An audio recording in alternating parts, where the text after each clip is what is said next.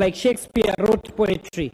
Sweep streets so well that all the hosts of heaven and earth will have to pause and say, here lived a good street sweeper who did his job so well, and today I stand tall and firm to live up to those words. I seek to be the best in my representation to the great people of Chesume constituency. Mr. Speaker, sir, my constituency is located in Nandi County and an area of astute agricultural background.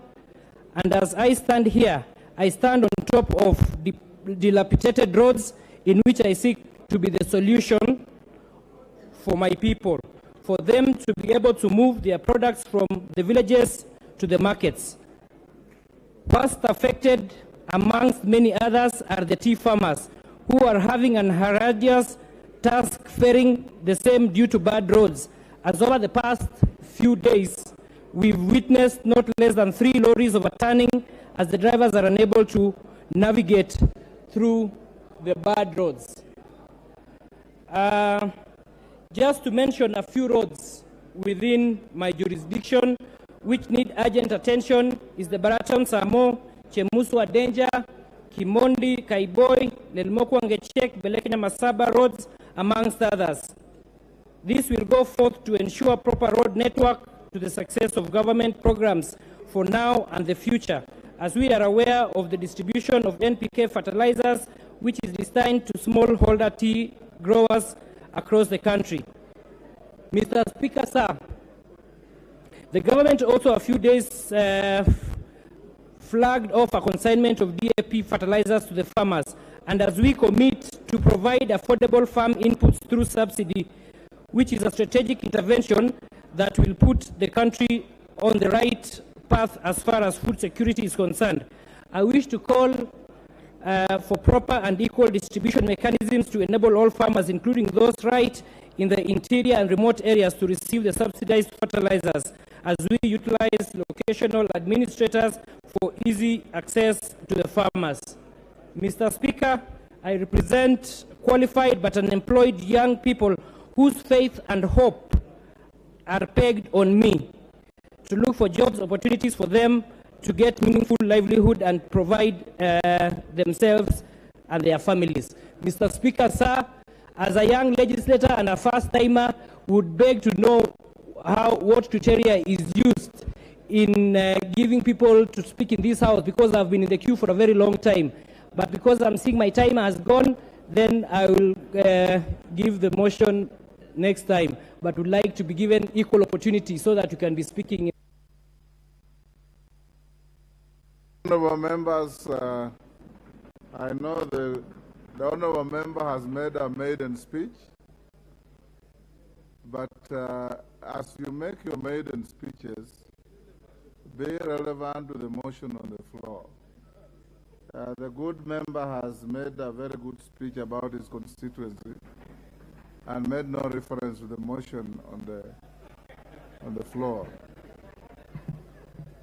I want to invite the Honorable Emmanuel Wangwe. Now, my screen is full. I don't know if members have logged in for the constitutional amendment proposed bill or for this session of paper. Wangwe. Thank you, Honorable Speaker. Honorable Speaker, I rise on point of order number 83. And in line with what you've just said, Honorable Speaker, I wish to remind you that, Honorable Speaker, in the 12th and 11th Parliaments, we used to have father and mother of the house.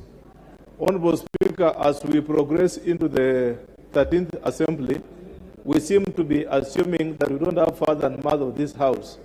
I would wish, Honorable Speaker, to take this chance to request you that you nominate for us the father and mother of the house who will help to mentor the young legislators, so that, Honorable Speaker, in line with the practice of the CPA, so that we are able, some of these issues which you are raising in terms of procedures and processes, which are not gathered for in the constitutional, in the standing orders, Honorable Speaker, can be taken care of.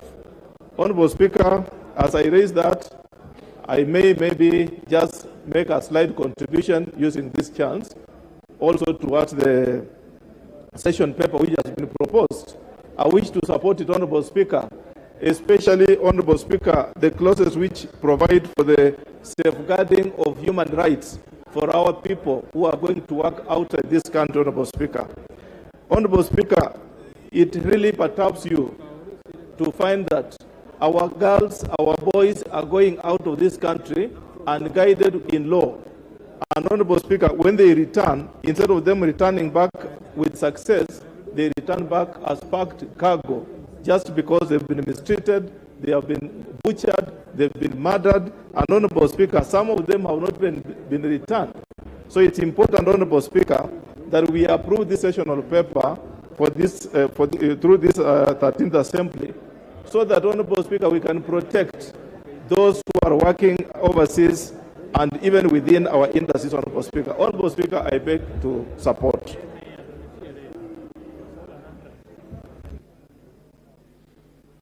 Honorable Koske. Is it called Koske? The honorable member at the back. The point raised by the Honorable Wangwe about the father and mothers of the house, I will communicate. Thank you, Mr. Speaker.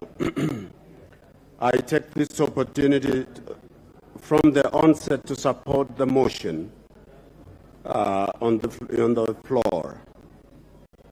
The question of human rights touches so much on the day-to-day lives in countries and in our own country. The issue of human rights,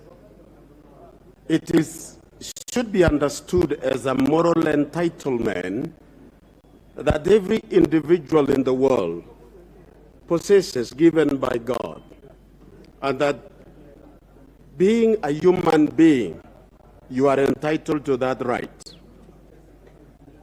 One of the issues that we observe, and especially from persons with disability, is the question of accessibility to places of public services, to citizenry. I have traveled. At one point, I had an experience, and I discovered it was not me alone, Mr. Speaker, where the airlines in this country would not provide a means by which we enter into the plane, depending on the disability. And I was shocked one day when I was told by one of the flights, who admitted you into this flight anyway?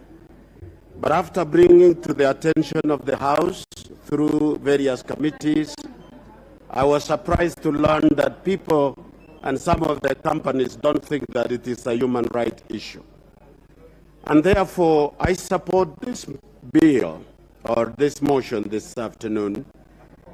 And we want to address so many issues that once this will be enforced.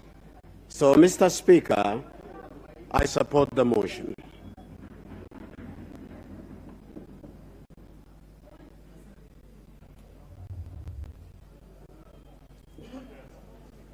Okay, thank you. The Honorable Kahindi Katana. I don't know if you want to contribute on this motion or the constitutional issue. If you are logging in for constitution, you hold your horses until 3:30. If you are on this motion, go ahead. Thank you, Mr. Speaker, for giving me this chance. I support the motion because on the issue of human rights, we have seen so many multinationals who have no respect to the workers whom they employ in their companies. Mr. Speaker, it is so sad that especially young women who have been employed in these areas, they become prey for the managers or the supervisors. They abuse them sexually. So I support the motion because it is going to bring to an end this kind of abuse to our young women. Mr. Speaker, these companies also, once they do the minings, they disregard the environmental issues. They only think of how much money they are going to make. Then they leave us with a lot of problems with our environment. Mr. Speaker, I support the motion. Thank you. Order, honorable members. Order. Order, honorable majority leader and your team. Honorable members, I want to acknowledge the presence in the public gallery of Kongoni Primary School from Langata constituency, Nairobi. On your behalf and my behalf, we welcome the school to the House of Parliament. Honorable members, there's a short communication. I wish to inform the House that I received 2 letters relating to the ongoing elections of chairpersons and vice chairpersons of committees. The first letter is from the Honorable Leader of the Minority Party, the Honorable Pio and I, CBS MP. The second one is from the member for Kipipiri, the Honorable Wanjiku Muhia MP. In this letter, the Leader of the Minority Party sought postponement of elections of chairpersons and vice chairpersons of the Public Investments Committee on Commercial Affairs and the Departmental Committee on Energy from tomorrow, Thursday, 3rd November 2022 to Friday, 10th November 2022. The department is informed by the need to reorganize membership of committees in line with Standing Order 174 in view of vacancies arising from the elections of the chairpersons and vice chairpersons of departmental committees. On her part, the Honourable Member for Kipipiri, the Honourable Wanjiku Muhia MP, notified me that she is a member of the Select Committee on Regional Integration, where she will be vying for position of chairperson in the election scheduled to take place on Friday, 4th November 2022. She was concerned that the Joint Parliamentary Committee on Elections of IALA, which she co-chairs, would be retreating in Mombasa on Friday, 3rd November 2022, to consider matters with statutory timelines. That will disenfranchise her in the elections proceeded, if the elections proceeded as scheduled. The member therefore sought the intelligence of the Speaker to reschedule the elections from Friday 4th to Thursday 3rd November 2022 in order to enable her to participate in the elections and thereafter proceed to attend the ad hoc committee meeting. Honourable members have since acceded to both requests by the Leader of the Minority and the Honourable Wanjiku. In this regard, therefore, the elections of chairpersons and vice chairpersons of the affected committees are scheduled as follows. The Committee on Regional Integration will hold elections tomorrow, Thursday, the 3rd November 2022, at 3:30 p.m. The elections by the Public Investments Committee on Commercial Affairs and the Departmental Committee on Energy stand deferred to Friday, 10th November 2022, in the morning, I think it's at about 9. The House is accordingly guided. I thank you. Honorable Didymus Barasa, you have 4 minutes on this motion.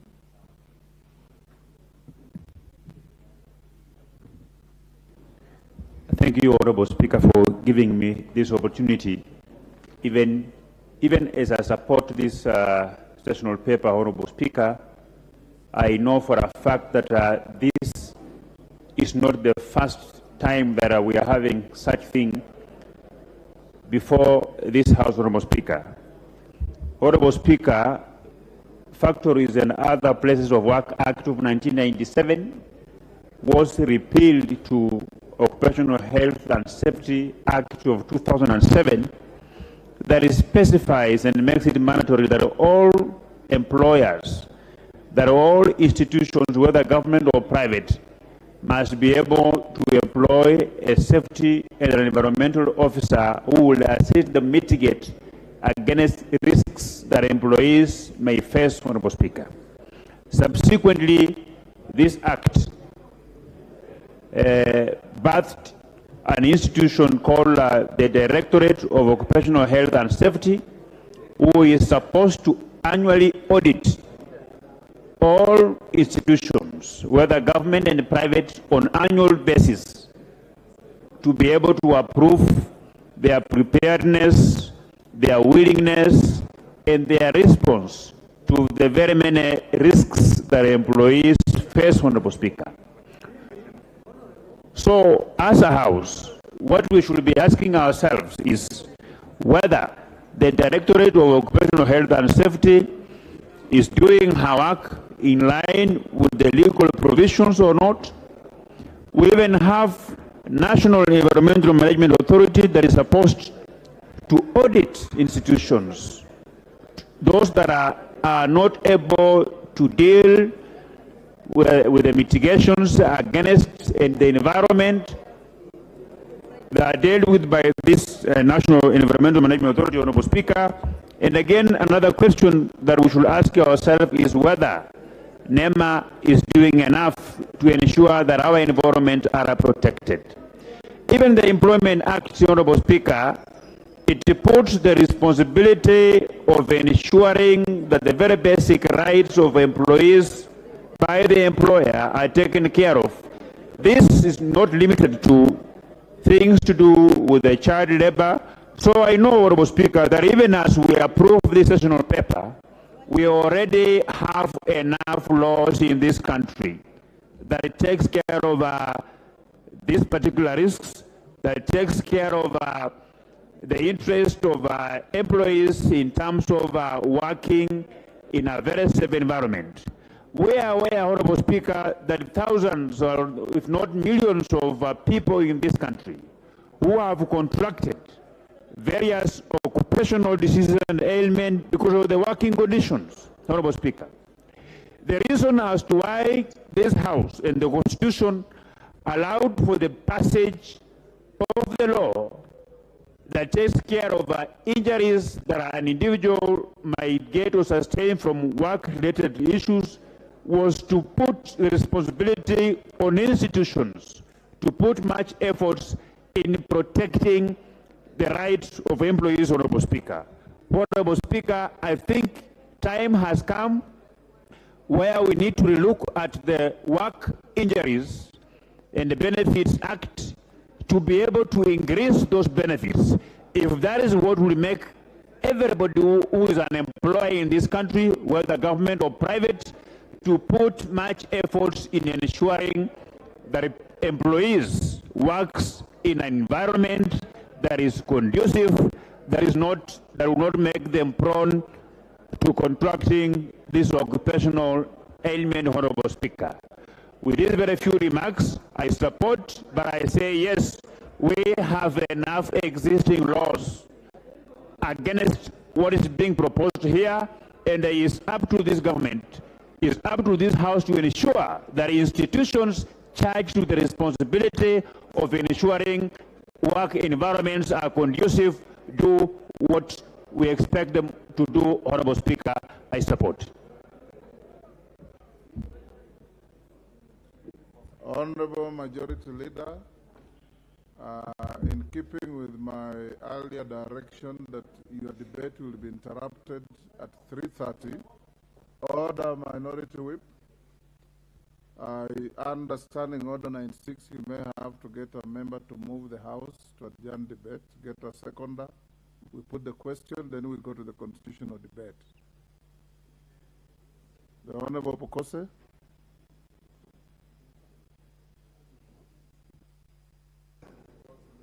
Thank you, Honorable Speaker. Honorable Speaker, I move understanding Order 96 that we adjourn this debate, considering that you had scheduled you had given initial direction that the House will be able to adjourn so that we can deal with the constitutional matter. These are very important matter on the planned action on this sessional paper number 3, and we'll be able to discuss it further. So I move and ask Honorable Ndindi Nyoro to second. Honorable Ndindi Nyoro, give him the mic. Mr. Speaker, I second. Order, honorable members. Honorable Minority Whip, you seem to have had a good lunch. Honorable members, in accordance with the Standing Order 96 and the provisions therein, I beg to put the question that debate on the motion at order number 8 do now adjourn. As members of that opinion say aye. Those of the contrary opinion say nay. The ayes have it. That motion is consequently put in abeyance. It will be back on the order paper either tomorrow or Tuesday. We will now move to the pre-publication debate on the constitutional bill proposed by the Honorable Mule and Honorable Kishimo. Clerk. Statement on the legislative proposal to amend the Constitution under Standing Order 114(7)(a). Honorable members, I did indicate to you yesterday the Honorable Junet, please have some order. I did indicate to the House the purport of this debate. It's a pre-publication debate. It has no vote at the end. All members who have issues have received representation from the member for Dagoretti South, for example, that he has an issue he wants to ride onto the proposed bill. Debate the statement, put your issues. We have in this House a drafts team from our draft section that will pick your ideas as you debate and eventually share with the proponents of the bill to see whether they can find a way into improving the bill. Those with ideas that you would want to share directly with the Honorable Mule and Gishimo, after your debate you can do so. It is thereafter that then the Speaker will decide whether the debate and the draft merit to be given a nod to be drafted as a constitutional amendment bill, or it dies after the debate. So as you debate, know that that is the direction we are going. I now invite the Honorable Mule to start off the debate. Thereafter, we'll have Honorable Gishimo to make his statement. After that, because of the enormous interest I see in this debate, I want your direction as to whether you want to debate for 5 minutes each or 10 minutes each.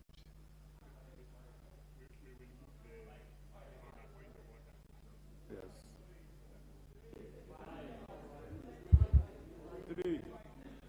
5 or 10? Okay, let's hear the members, then I'll give you direction. Honorable Mule. Thank you very much, Mr. Speaker, for this opportunity, and I want to thank all the members. For us, I and my colleague, Honorable Kishimo, for the support you gave us through your signatures to get to where we are. Members, this is one of the moments whereby I know every member wants to be part and parcel of this. And I will give some insights, and then Honorable Kishimo will give us the roadmap on how we need to move from now so that we can get to the tail end and make sure that the National Government Constituency Development Fund and the rest funds we are proposing are completely within, and they have earned a place at the Constitution of Kenya.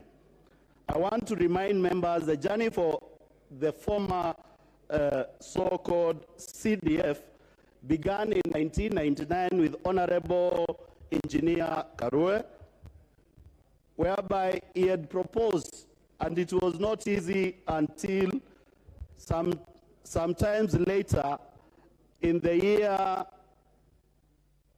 2000, when this House passed the act to make sure that we have constituency development fund. And because we have limited time, members, I want not to dwell on the history, because all of you members, you know, but I want to look at a few social development achievements which will enable members and the public to give us an opportunity to get the national government of constituency fund, the national government affirmative action fund, the oversight fund for the Senate, and stimulus and economic and empowerment fund to the Constitution, to make sure that we are creating a situation in the country whereby we know very well we have a total protection of the funds from this year until God will give us time to live in this world. Members, you need to understand that CDF, for the last 18 years, it has performed extremely well with key mandates and disbursement of close to 417.2 billion shillings to constituencies across the country. Consequently, the fund has increased from that figure to 1.3 billion in 2003, and by 2022-2023, the fund stands at 44.29 billion shillings.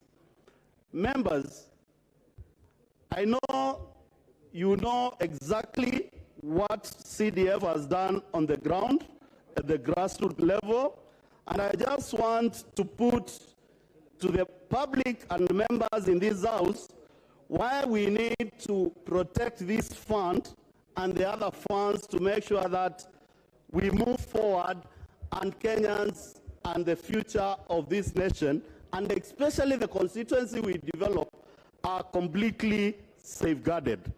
Members, I want we move together and understand where we are coming from to make sure that we walk together this journey.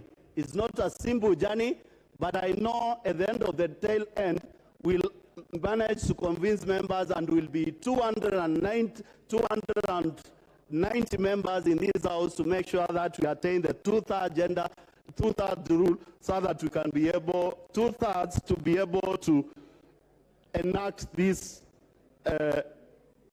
constitutional amendment. Members, for the last 5 years, CDF in Kenya, or National Government Constituency Development Fund, has disbursed 57 billion shillings in terms of bursaries, which has benefited 6 million students in the Kenyan Republic. Members, it's for you to chair this so that we go with the public. The public out there are watching. Secondly, members, National Government Constituency Development Fund has constructed for the years 24,020 classrooms in different parts of this country to contribute to the education sector. We have also managed to finance and construct 1,156 dormitories whereby they are occupying a capacity of 138,732 students. We have also been able to construct in different constituencies 3,288 administration blocks in various schools, both primary and secondary. In most of the secondary school, we have been able to finance and construct 131 libraries, which are making enormous changes within our secondary schools for learning for students. Members, to make sure that there is proper sanitation in primary school and secondary school, for the last 5 years, National Government Constituency Development Fund constructed 19,400 sanitary better toilets for our kids in this country. Members, in the same period, National Government Constituency Development Fund also has purchased 961 new buses to ferry our students to various areas. Members, in the same line of education, Constituency Development Fund was able to enable members start at least 833. We have been able to construct 876 staff houses within various schools across the country.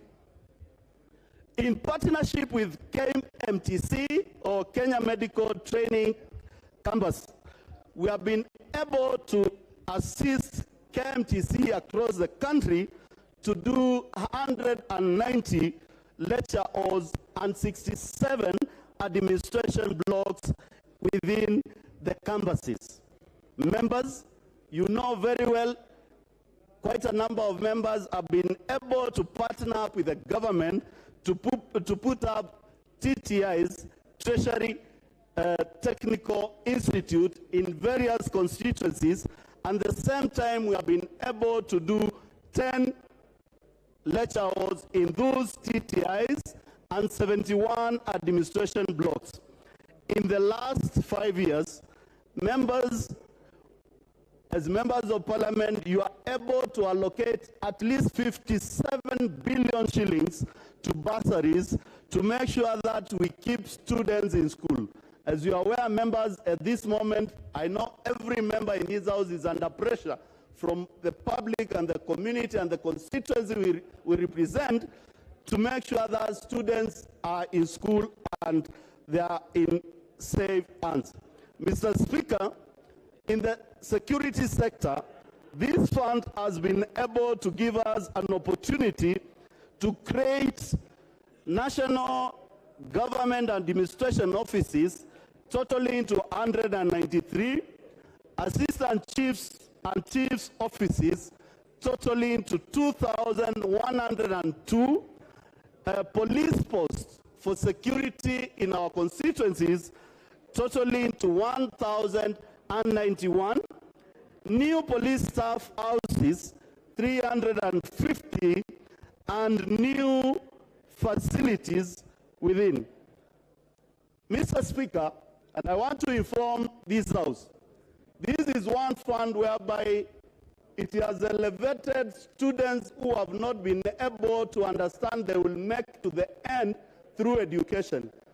We should be proud as a house, and I want to announce to you that National Constituency Development Fund funded to completion of 8 commercial pilots who are flying high-end aircrafts in the country and in the world using CDF.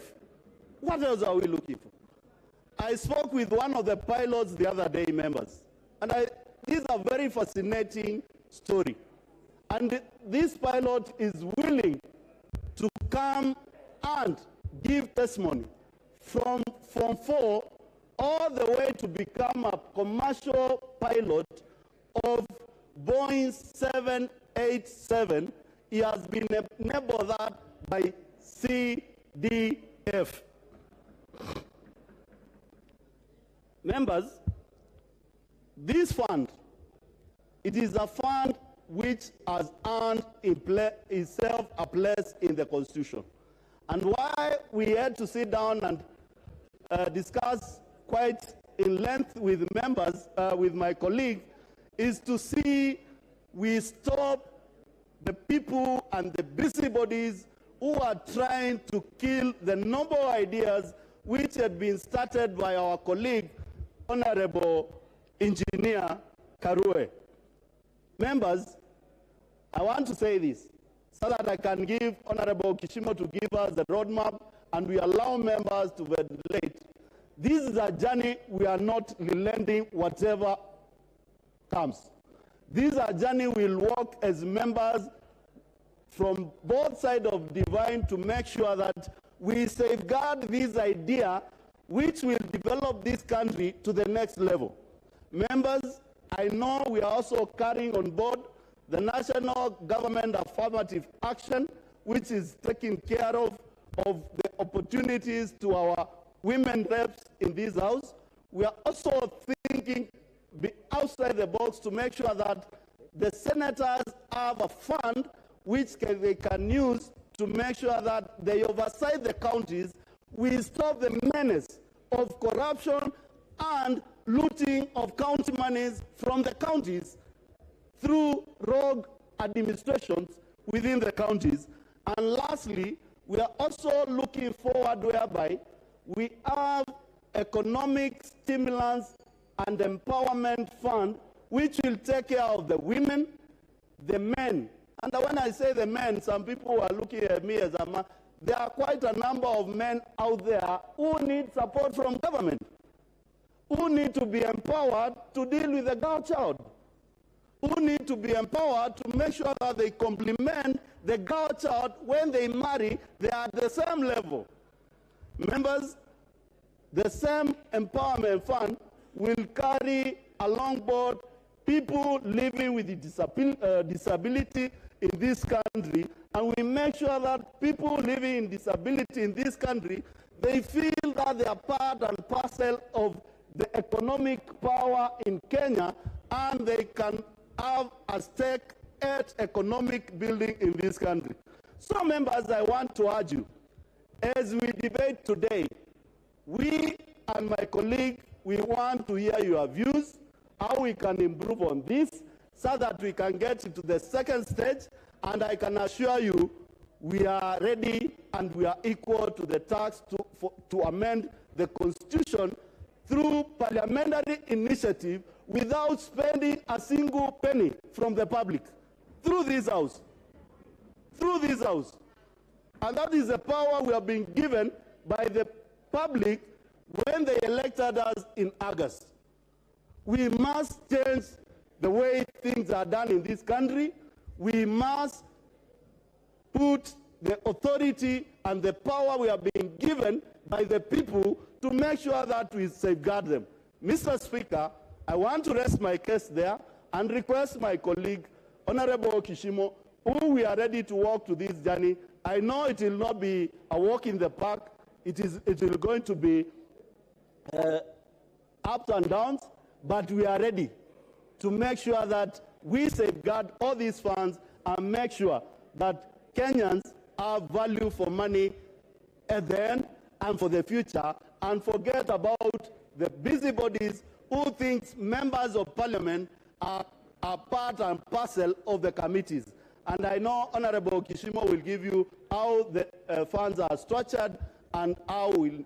Members, the last thing I want to say, after we enact and entrench all those funds in the Constitution, you will have the opportunity to enact new acts through this House, whereby you will never require the two-thirds majority. You will require the majority of the House to make sure that we have the new NCDF Act, probably of 2022, 2023, 2024. We'll have a new act for NCCF. We'll have a new act to deal with the issue of the Senate. We'll have a new act to deal with the Economic Empowerment Fund. So I know there are so many members who have a lot of questions. We are free, we are available. And Mr. Speaker, yesterday evening, we had the opportunity to meet with members from the county assemblies, drawn from the entire country, representative. They gave us their views, we advised them very well, and we want to carry everybody who is speaking about development to Wanjiku, to Maina, to Mutua in this country, together in this bill. Members, I urge you, let's move together for better Kenya. Thank you, Mr. Speaker. Thank you, the Honorable Mule. Honorable Gishimu. Thank you, Honorable Speaker, for this opportunity to give my exposition on the statement on the legislative proposal to amend the Constitution. And, Honorable Speaker, before I start, let me thank you for having facilitated through the office of the clerk for us to be able to reach at this level within a record 1 month. And let me also thank members of this House for overwhelmingly supporting the legislative proposal, which only required 50 members to sign. But the last time I saw the list of the signatories, members had already reached over 300. That is very, very appreciated, and that means that actually we are in this game together. It's only that we are just taking the lead with Honorable Mule, but I know this is a matter that is at the heart of each and every member. Allow me, Honorable Speaker, to take members through the legal and constitutional framework surrounding these amendments. Honorable Speaker, Articles 255, 256, and 257 usually give the procedure and the instances in which the Constitution can be amended through a parliamentary initiative or a popular initiative. In the present case, Mr. Speaker, we are talking about the parliamentary initiative. And members, according to the Constitution, Parliament can amend any part of the Constitution, but the procedures for amendments through a parliamentary initiative is usually two-pronged. One, whereby you amend the Constitution and you end up to the referendum. The other roadmap, you may amend the Constitution and you don't need to go through the referendum. And that is what I wanted to enlighten or to enlighten members on. Under Article 256, where Article 256 grants Parliament, both levels of Parliament, that is the National Assembly and the Senate, either houses of Parliament can initiate a constitutional amendment. And we have initiated one in this House. And after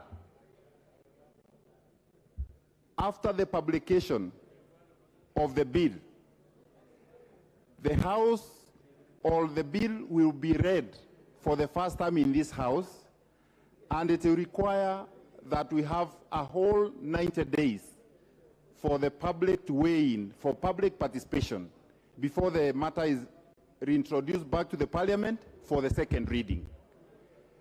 And in both instances, that is the second reading and third reading, the threshold to pass a bill to amend the Constitution is 2/3 majority in both houses. If both houses pass the bill, then the two speakers of the National Assembly and the Senate will pass the bill to the President for assent with a certificate. However, the President will not assent to the bill if it touches on the matters that are enumerated under Article 255(1), which, if the bill touches on the matters of Bill of Rights, the sovereignty, the supremacy of the Constitution, independence of the judiciary, and commissions and independent offices, and other matters that are enumerated there. In that instance, that bill will stand committed to the IBC by the President for them to give an approval for his assent. And that approval will not come until the matter is taken for a referendum. And the requirement in that referendum is that at least 25% of the registered voters in more than half, in half of the counties shall have voted with a majority of the members giving a nod to the bill. That is when the President will, the IBC will give a certificate, and the President will then assent to the bill and have it published. However, in our case, we have tried to avoid that route, because we have avoided to touch on all the matters that are enumerated under Article 255(1), whereby we are not touching on any one of them. So our case is that this matter will end up with both houses of Parliament. Then both speakers of Parliament, should we reach the requisite 2/3 majority, will present the bill to the President for assent. And Mr. Speaker, on the matter, on the roadmap that is provided under the standing orders, as you've already guided this House, today we are not debating this bill for any vote or for any resolution.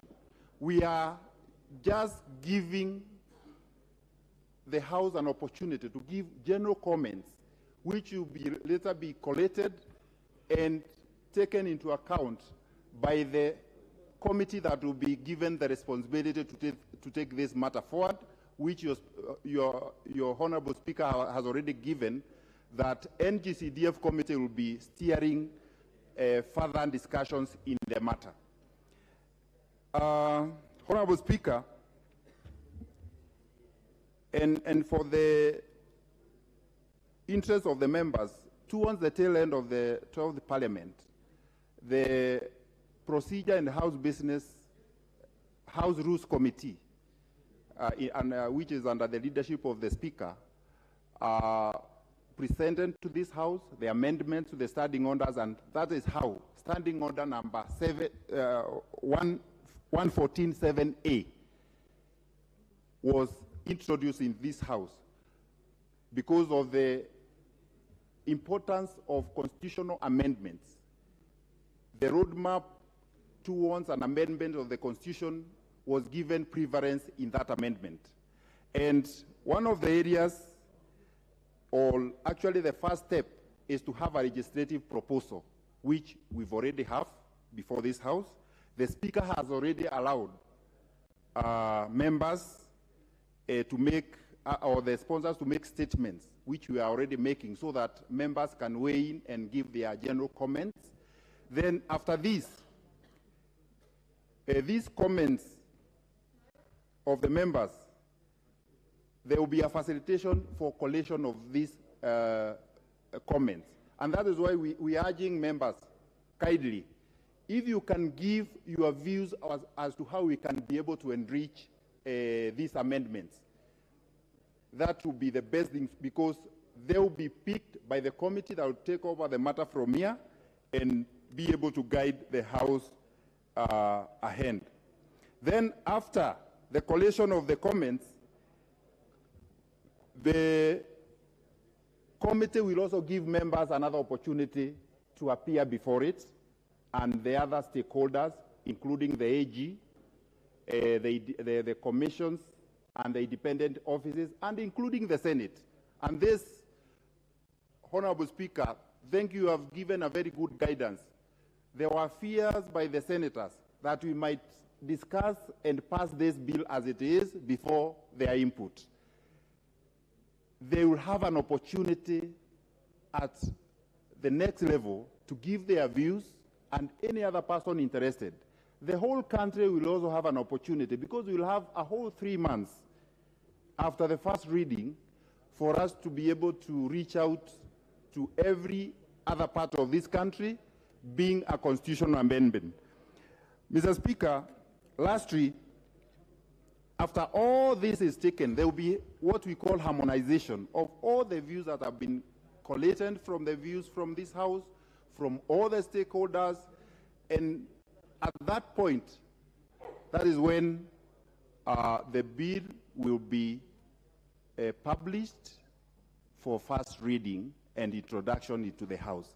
At that level, Honorable Speaker, with your guidance, that is where you said that once the bill is introduced and read for the first reading in the House, it cannot be amended.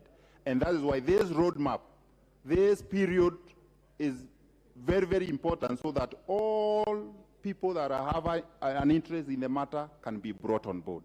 Without belaboring the point, Mr. Speaker, this is an opportunity for these members now to give their views, to give their comments, and reach. Please do not kindly members, we have not done this in finality.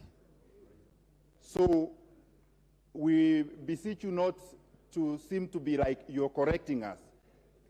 Appear to be like you are enriching the debate, you are enriching the proposals that we come up with, so that we can have the best for this country. We protect CDF, GAF, and introduce 2 other funds which are very critical in this country. As I wind up, Honorable Speaker, let me also give some insight in the matters that were in court. The first matter that was in court was the one that was challenging CDF Act of 2013, not NGCDF. Those are 2 different funds. CDF is the one that had been introduced and was overlapping with the functions of the counties. And the Supreme Court said that the CDF Act was offending the Constitution because it was actually purporting to perform some of the functions of the county. The other reasoning of the Supreme Court was that the way it was couched, it is like CDF was meant to dip into the jar of the consolidated fund and get money from there, therefore creating a advantage of government. I think to some extent, agree with some of their reasoning. But now, in the wisdom of this House, NGCDF Act of 2015 was enacted. That aligned the fund with the national government functions. And I believe we have a good case in the High Court. There is a High Court case number 178 of 2015, Honorable Speaker. I will not give comments on it. Otherwise, I would be taken to have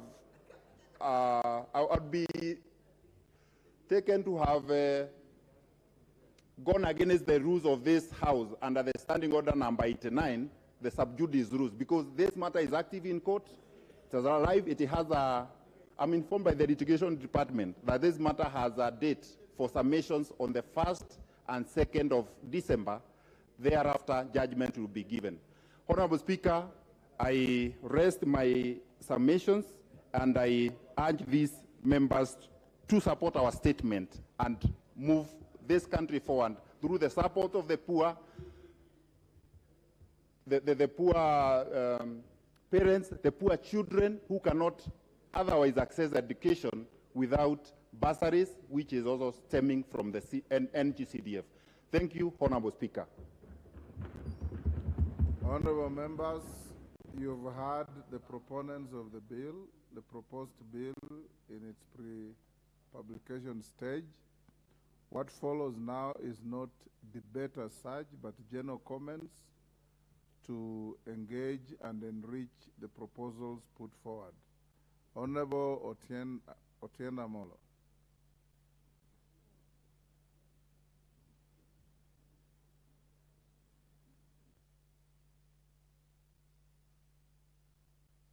The mic. Thank you. Thank you, Mr. Speaker. Mr. Speaker, first, I want to thank the Honorable Gishimu and the Honorable Mule for this legislative proposal. Tellingly, and it's appropriately not titled a bill, nor is it a motion, it's a legislative proposal, and at some appropriate time, Mr. Speaker, you'll be giving a ruling on issues of amendment. Previously, when this House considered constitutional amendments under the Punguza Mzigo and the BBI, the Speaker then gave a ruling that it could not be amended. But I think out of abundance of caution... Honorable Otieno Amolo, each member, starting with yourself, will have 5 minutes. Thank you, Mr. Speaker. Your comments. Mr. Speaker, it is appropriate that at this stage, the movers consider getting the widest consultations. As you had directed, there will be public participation and develop consensus, and at an appropriate stage. Because of the possibility of difficulty of amendment, it would be appropriate to consult the Attorney General, the Kenya Law Reform Commission, and of course the drafters in this House. But I generally want to start by supporting this initiative. Mr. Speaker, at the outset, it is important for Kenyans to understand that when members of parliament speak of needing the CDF, they do not need it for themselves. With or without the CDF, the members of parliament have their salaries. And in fact, without the CDF, the workforce, the task is reduced. But Mr. Speaker, as we speak today, every day, and I'm sure I speak for all the members here, we get no less than 100 phone calls of children who are at home because they cannot get bursaries. So it is not the members who are suffering, it is the people. I want to announce, Mr. Speaker, that the one thing that unites Kenyans, and I had the privilege to write this constitution, everywhere we went, the one thing people supported was the CDF. And I will explain why we did not entrench it at the time. And I think we were wrong. We should have entrenched it at that time. Mr. Speaker, the principle of having the CDF is very noble. And it is the same principle of why we have devolved government at the county level. The same principle why in Article 173 we created the Judiciary Fund. So it's a bit ironical for the judiciary to find that the principle in the CDF is unconstitutional, but the Judiciary Fund is constitutional. Mr. Speaker, at the outset it should be stated that although we support, and I support this initiative and it will be moving forward, let it not be an excuse not to disburse CDF. I want to say here authoritatively, Mr. Speaker, that as we speak today, there is no court order, not of the High Court, not of the Court of Appeal, not of the Supreme Court, that stops disbursement of the CDF under the 2015 Act. None. And I want to urge that even as we meander our ways through this amendment, let the CDF be disbursed because it is constitutional as we speak. Mr. Speaker, Mr. Speaker, the Honorable Kaluma is, I think, has just arrived in this country. Mr. Speaker, I think that the drafting is very good.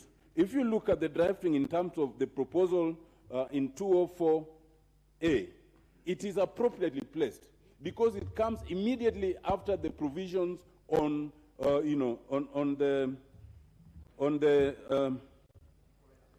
the fund that is similarly created for the purposes of bringing areas that have been behind. And if you look at this drafting, Mr. Speaker, it acknowledges that this is a national government fund. it acknowledges and proposes to increase it to 5%, which I think is appropriate. The more it is, the more Kenyans benefit, not us. But more importantly is the drafting in terms of being 5% of the Annual Division of Revenue Act. There has been an issue, and we all know, in terms of what you'd call gerrymandering by national government, and the counties have suffered this. And I think for us, this is very good.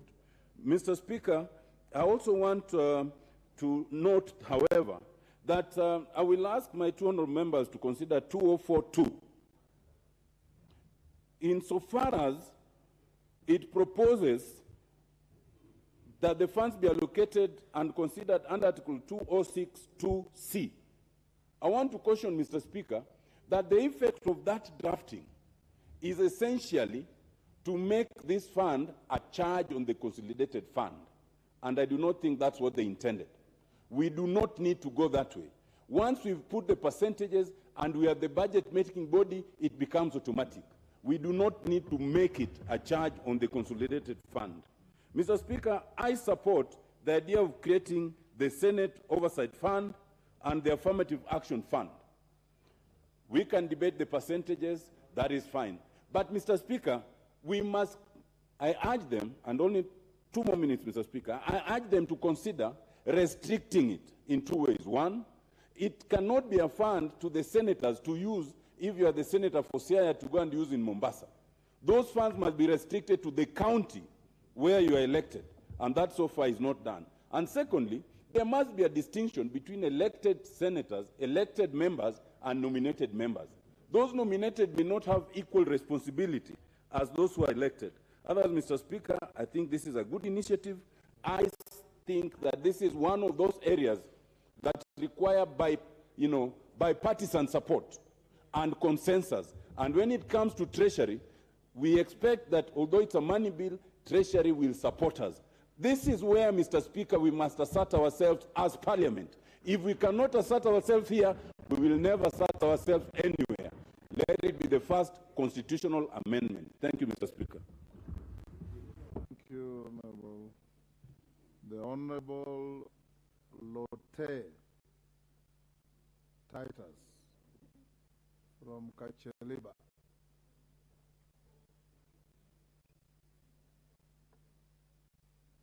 You logged in and left? Of the persons at the ground. If you look at the ASLA fund, there are conditions for you to be able to meet and reach this fund, the ASLA fund. But the CDF is a fund that cuts across all. And so as we do the amendments, Mr. Speaker, as we actually take this to the public for debate and for inputs of suggestion, I want it to be looked at in this way, Mr. Speaker, and this is the reason why I have stood.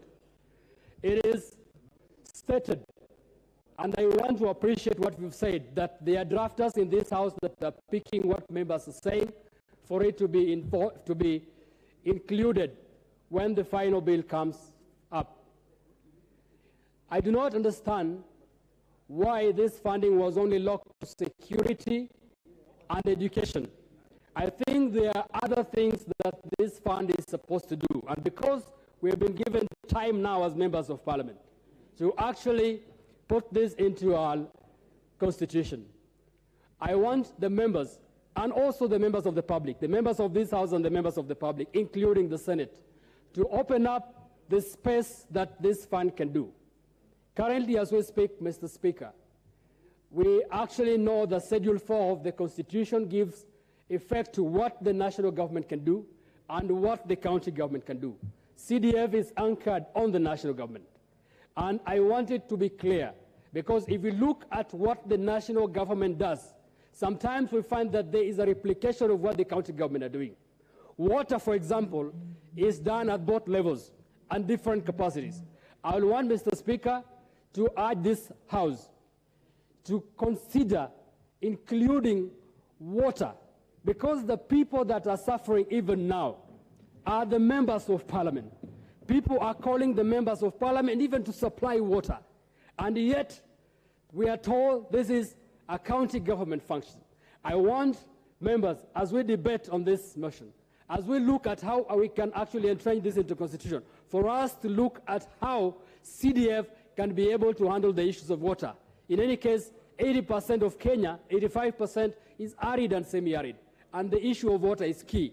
As we look at education and everything else, members, let us consider including the provision of water in this CDF, and this is our fund, and this is the fund that can make an impact. Thank you, Mr. Speaker.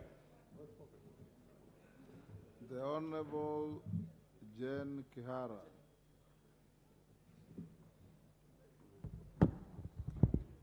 Thank you, Mr. Speaker, for giving me this chance. Mr. Speaker, I am a pioneer of CDF. Remember, Mr. Speaker, we were with you in Parliament last time. And in fact, the Honorable Namamba took CDF to court until he became a member of Parliament. Then he realized how important this fund is. Mr. Speaker, this is the most devolved fund in this country. And why Honorable Muriuki Karowe came up with it, there was a time, there was this very famous phrase that a development project will be done when funds become available. So the regions that never supported the government of the day never got development. So this one goes to every corner of the country. Mr. Speaker, I happen to also have been a wife of an MP who didn't have CDF. Honorable Speaker, it was such a difficult leadership where I would see my husband selling a cow and giving out all that money to a parent whose kid was not in school. This is how this fund is important. Mr. Speaker, you know that time, we used to do hospitals, we used to do water, like the honorable member is asking, until this devolution came. That time, we used to do everything. I was in the pioneer committee of NGCDF, or CDF then, and I happened to travel this country. Today, as we talk, Kenyans do not know that an MP, member of parliament, would just sit here and make laws. Members of parliament are supposed to give. If there's nothing to give, and it's not just giving, it's distributing. It feels so good, Mr. Speaker, when a young man comes and tells me, Madam Kihara, I went to school courtesy of your CDF, and I'm working in this place. It feels very, very good.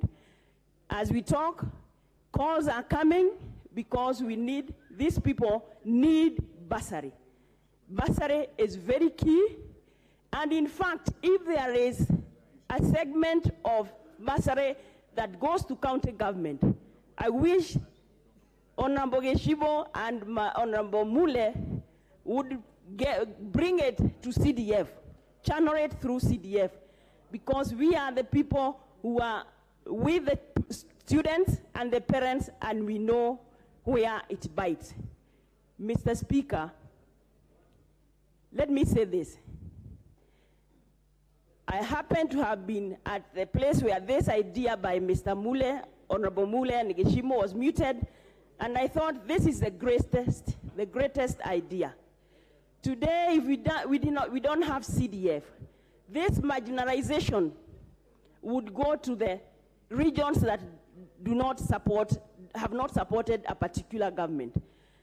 These are the people who are representing the electorate and their children and their families and everything. So this NGCDF, in fact, I remember a parent telling me, if they block it, tell all of us Kenyans to come out to the streets because they know how they benefit or the children benefit. So without much ado, Honorable Geshimo, Honorable Mule, thank you very much. Let us support this because we are the people representing the electorate. We are the ones who know where it bites. We are the ones who know that if you don't support a government, there are chances that you not get development. Thank you, and I support Very well. Minority Leader. Thank you, the Honorable Speaker. Let me just add my voice to this very important debate. And I want to start by thanking the Honorable Gichimu and the Honorable Mule for making this very vital step towards ensuring that NGCDF, among the other funds that are proposed, is entrenched in the Constitution. Mr. Speaker, I want to join my colleagues who have spoken before me in making a case for NGCDF in particular. And I want to be very, very brief, Mr. Speaker. Mr. Speaker, it is not in doubt that right from independence up to date, there have been funds that have been allocated every other financial year to the national government, departments and ministries and agencies towards certain projects which are critical and vital for the development of this country. I have in point, for example, funds that have continually been allocated for infrastructure in schools through the Ministry of Education. The other case, Mr. Speaker, is funds allocated towards bursaries, again, for our children through the same Ministry of Education. We have also had funds allocated towards construction of security installations such as police stations, administration offices, and so on and so forth through the Ministry of Interior and its predecessors. But one running thread is that in all these cases, prior to the advent of the NGCDF or its predecessor, the CDF, nothing was there to show for these funds. If you travel across the country and ask yourselves, where are the funds that have been earmarked for these development projects through the respective ministries, you would not be shown any, Mr. Speaker. And therefore, the coming into being of CDF and now NGCDF was kind of a revolution. And it is not in doubt that the NGCDF has been felt far and wide across every breadth and width of this country. As we speak again, to iterate what has been said earlier by my colleagues, we have cases, very, very many cases. If I talk of my constituency, for instance, of children who were never able to report for third term this year. There are children of poor Kenyans who have relied all along on NGCDF for bursaries, who have continued to languish at home since the opening of the third term this year. Mr. Speaker. Mr. Speaker, there are projects which had been earmarked in the education sector in terms of improvement of school infrastructure, vital facilities such as laboratories and libraries, Mr. Speaker. Vital facilities such as police stations and police posts all over the country, which have either stalled or have not taken off as a result of this stalemate on NGCDF. So, Speaker, if you look at the impact NGCDF has made in the lives of ordinary Kenyans across the country, you would agree with me that anybody putting roadblocks on the path of NGCDF, anybody trying to outlaw NGCDF, anybody trying to make NGCDF in operation, anybody trying to make NGCDF not to come into operation, Mr. Speaker, is essentially an enemy of the people. There can be no greater enemy of the people than that person who is trying to sabotage NGCDF. And therefore, this House has a destiny with history. We must choose to be on the right side of history. We must choose as a House to assert ourselves and make this move so that this debate, this haggling, this back and forth with the judiciary is put to rest once and for all. Once and for all. by entrenching NGCDF among these other funds in the Constitution, and as quickly as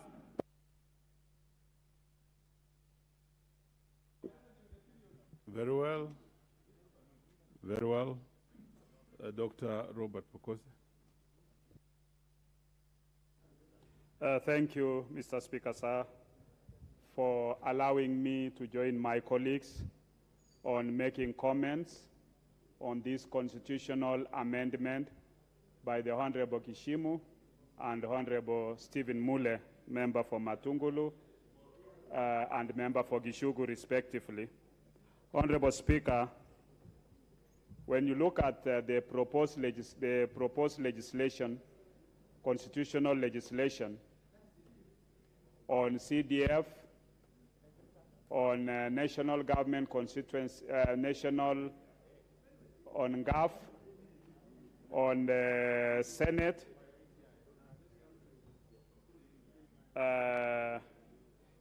establishment of the National Government Constituency Development Fund, on legislation to also establish the Senate Oversight Fund,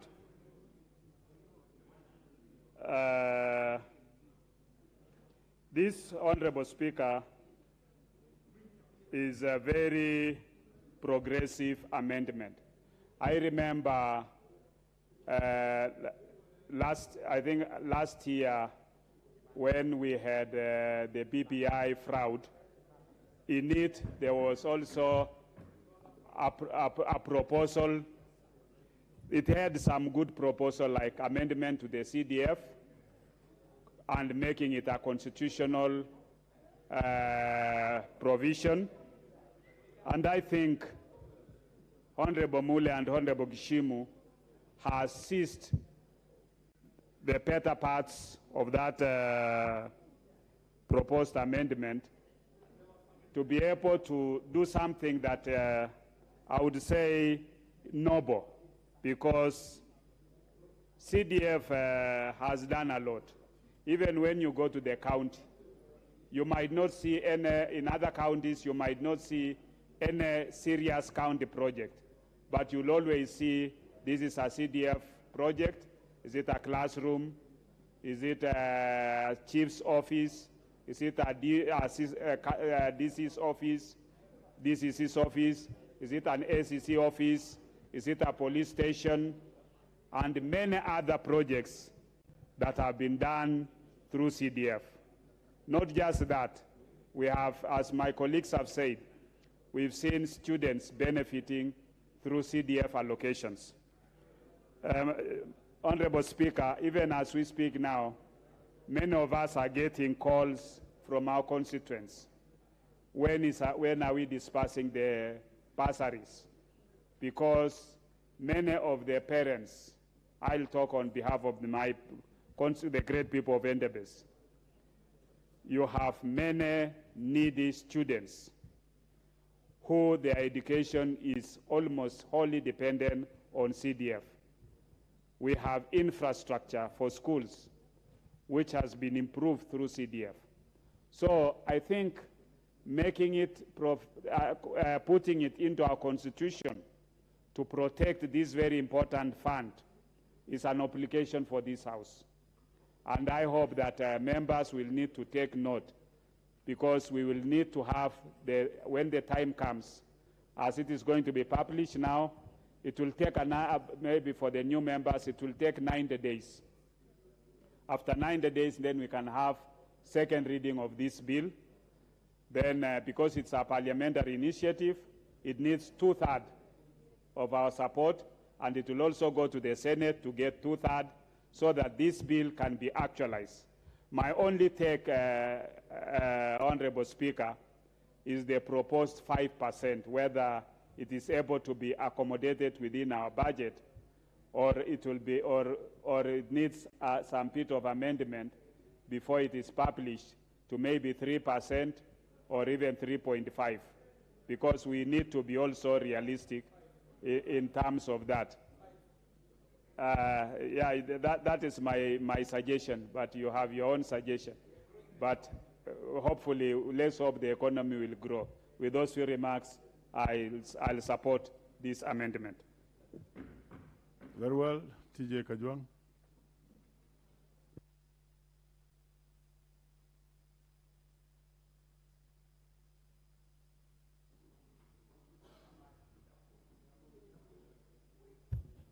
Mr. Speaker, 5 minutes is so short, I may not do justice to this. I just want to be the devil's advocate here. We have agreed, as Senior Counsel Otiende Amolo has said, that the drafting of the CDF bit of it looks to be well done. And, well, you can work on the mathematics of 5% or whichever percentage, but I think the drafting itself looks to be good. I want to ask you, the promoters of these bills, that please draw a small caucus around you which can help you. This bill is so important for us to waste. Anything that will make us succeed is important. Have a small caucus that will direct you, especially on the drafting and on the constitutional law around this. For example, I've seen you have talked about Senate, you call it oversight. And then you have talked about some other things, stimulus, and then you have talked about something else. We don't want anything that will poison CDF. And if you want to know how poison works, remember BBI. BBI was completely killed because some people who thought they knew more than the others put so much poison that it could not be completely, consumed. So please, we don't want to do anything around this, but let us have this CDF. So I propose, first of all, Mr. Speaker, this conjoining, the fact that Honorable Gishimo and Honorable Mule, I suggest that every bill should go by its own. Let us have 4 bills so that no poison, nothing poisons the other. If another falls, let it fall by its side, because we don't want something to spoil the broth that we will make. You know, you're talking about Senate oversight. What you are forgetting is that there is Article 127 of the Constitution, sub-Article 6, which gives Parliament the authority to facilitate members. Now, whether Parliament has been doing this or whether it is sufficient for Senate is another matter. But you will have problems. The first question you'll have to ask is that provision that you are going to put not inconsistent with Article 127 sub-Article 6? That's number one. Number two, there is no institution called Senate. The institution that Parliament, the Constitution knows is Parliament. Did I say the other way? There is nothing called Senate in terms of the Constitution. What the Constitution knows is Parliament. So you can't talk about giving oversight to a specific body as though you want to change the institutions which run around it. You will have a constitutional problem. Because until you change Article 95, which cannot be changed without referendum, you will have a technical problem of one amendment running contrary to the other. Number three, even this oversight, you see, let us not make people think that CDF is ours in our pockets, that we use CDF to enrich ourselves. Because I have had people say that just because there is an oversight committee in CDF, so we can use that oversight committee to do things. No. Even we need oversight. We need money for oversight. Our role under Article 95 is oversight. It has nothing to do with CDF. CDF is the people's money. So we also need this parliamentary oversight so that we can be able to do our job. Now that thing, again, you call stimulus, you will have a problem with the mandarins at Treasury. And we don't want the fight in executive to come and spoil for us a good thing in CDF. So, Mr. Speaker, sir, I beg to support, but please draw a small caucus that will help you clean up this thing, that then when it becomes to the floor, it will sail through. Thank you very much. Very well. There are a number of interventions here which I think were for the earlier matter. And we have on Yusuf with intervention. You may remove them. Irene, intervention. On Robert Basili, intervention. We have on Geoffrey, intervention. So you could remove them so that you have the mainstream keying in. Now, next is Cliff Gisairo of Kitutu. Thank you, Mr. Speaker. And also let me thank Honorable Gishimo and Honorable Mule for bringing this to the floor of the House. Today, as we sit here, the poor Kenyans are watching us very keenly because we are the representatives of the poor. NGCDF is what has changed lives back at home, back in the villages. Today, as I'm speaking, most of my constituents, Kitutu Masaba, children, are on extended holiday because they are not able to report to schools. They are on forced extended holiday. We'll want to quote CDF as money for the members of parliament, but that's not the truth. No member of parliament has his children going to school courtesy of bursaries. This is money for the poor. So we have to support this amendment so that we have it firmly installed in our constitution to ensure that the poor child is protected and guaranteed to go on with school. We have infrastructural funds that are usually given by the ministry. But if you look at how equitable that is done, you'll find that some areas have never received that money. You'll find national schools, one national school having received in a certain period over 160 million shillings. Whereas all the schools in my constituency, they get peanuts. They do not have laboratories. They do not have classrooms. And only this can be done by NGCDF. This is the only fund that touches the poor. We are here because the people who lined up to vote for us are the poor. Very few of you were voted here by the rich. So while we stand here, let us know that our key role is to defend the poor. And this is one of it. While at it, Honorable Mule and Gishimu, in the whole document, I propose that, as one honorable member stated, that we include elements like water into the NGCDF, because as we move it to 5%, that means more funds. Let us have water covered into this fund to support the communities get water. Also, the allocation on sports should be slightly increased from the current, I think, 1% of the allocation, because sport is also a key activity in our communities. This will help us nurture talent and support the youth. It's not just education. Sometimes some youths are talented in sports. Let us have more funds for these youths to be promoted in their respective fields of sports and any other extracurricular activity where they thrive in. Mr. Speaker, I stand here as one person who was educated by bursaries. I know the importance of this. If we don't do this and have it in the Constitution, if we don't work together for the sake of the poor Kenyan out there, we'll have let ourselves down. I support this, and as a member of the NGCDF committee, we'll work together to make sure that this passes and the poor man in the villages get what is theirs. Thank you, Mr. Speaker. On Rebecca Tunkei, Narok.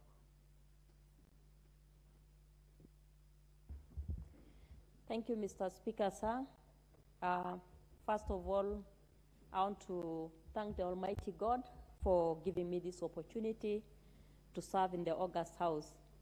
I stand here now to give my maiden speech because I've never spoken since I was sworn in.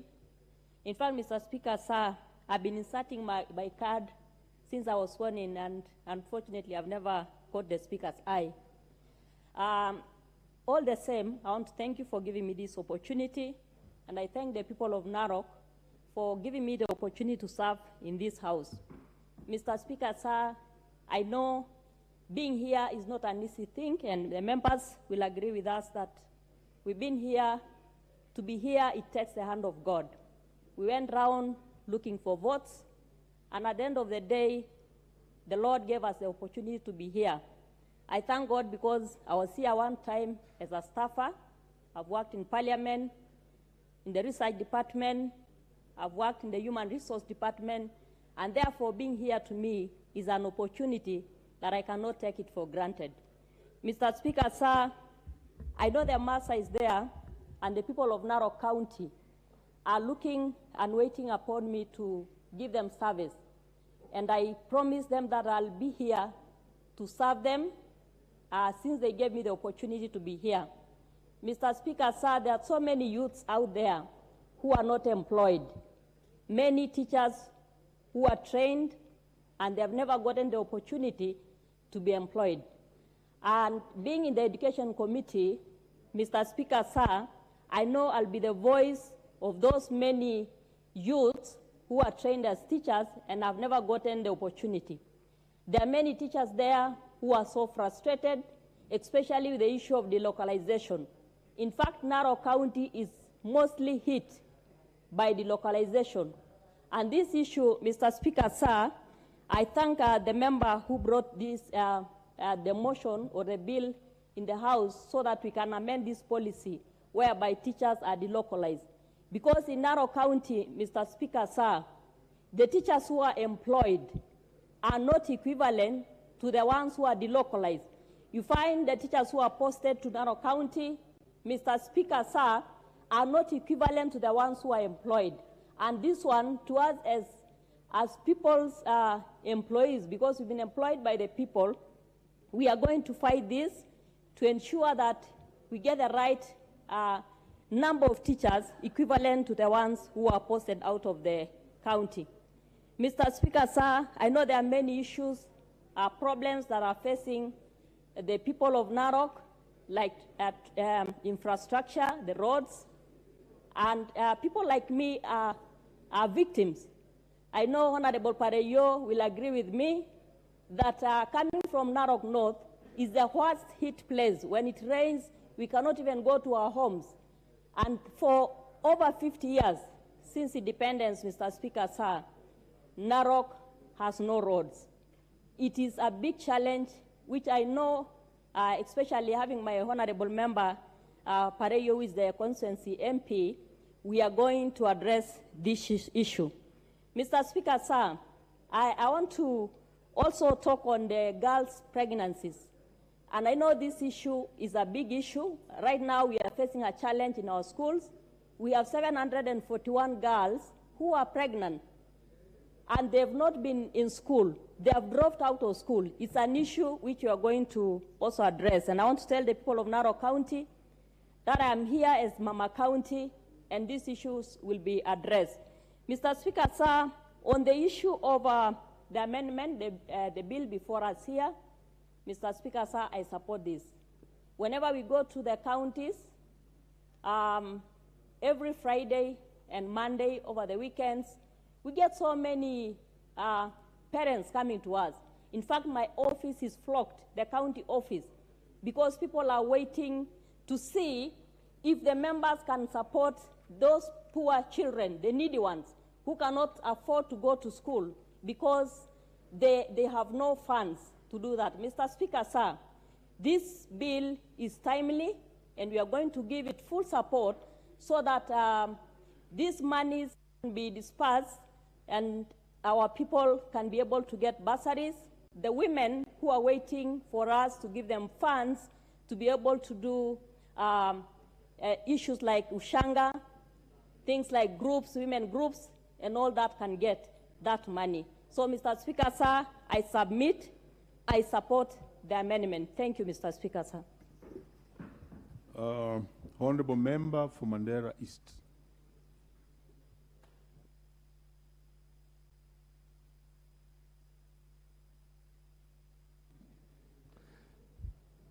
Mr. Speaker, thank you very much for giving me this opportunity. This is a very important bill as it has really changed the lives of our people. National government, CDF, has played a very important role in especially the marginalized areas in this country. In Mandera, where I come from, before CDF, we had no much projects. We had no bursaries for our students. We had no offices for our administration offices, including the chiefs. But now this has really changed. CDF has built schools. It has built offices for our chiefs. It has built houses for our security officers. Since we came in as members of parliament in August, because there was no CDF released since then, students are crying, parents are really having problems. So many students, needy and poor students, are now out of school. We expect this bill to move very fast and entrenched in the Constitution so that these needy students can be helped and returned back to school. Just last week I was in my constituency, and the chiefs were complaining that, you know, they hear their cases under a tree. In these modern times, we cannot accept our chiefs to hear cases under a tree. I expect to build as many offices as possible for my chiefs and as many houses as possible for my police officers so that they can be motivated and do their job as required by law. I also support the increment from 2.5% to 5% so that we can do, more, we can carry out more projects and more students benefit out of these funds. I also request the drafters to include, this thing is now limited to only security and education. I expect them to open it up so that we can buy agricultural equipments for our people. In Mandera, we have River Dawa, and there are, farms in the river banks. People require agricultural equipment so that they can carry out, their activities. But you see, our hands are tied that this money cannot be used to buy those equipments. We are only allowed to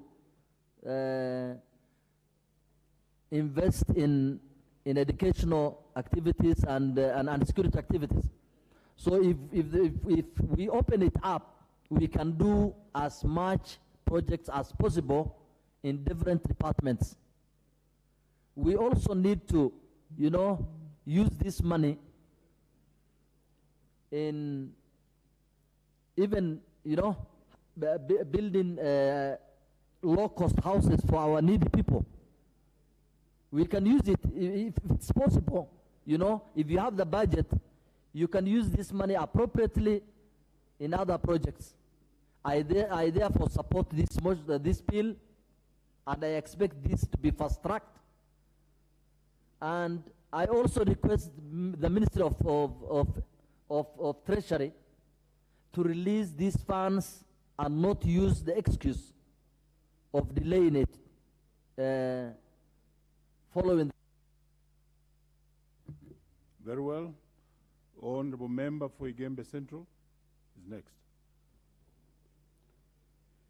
Thank you, Mr. Speaker.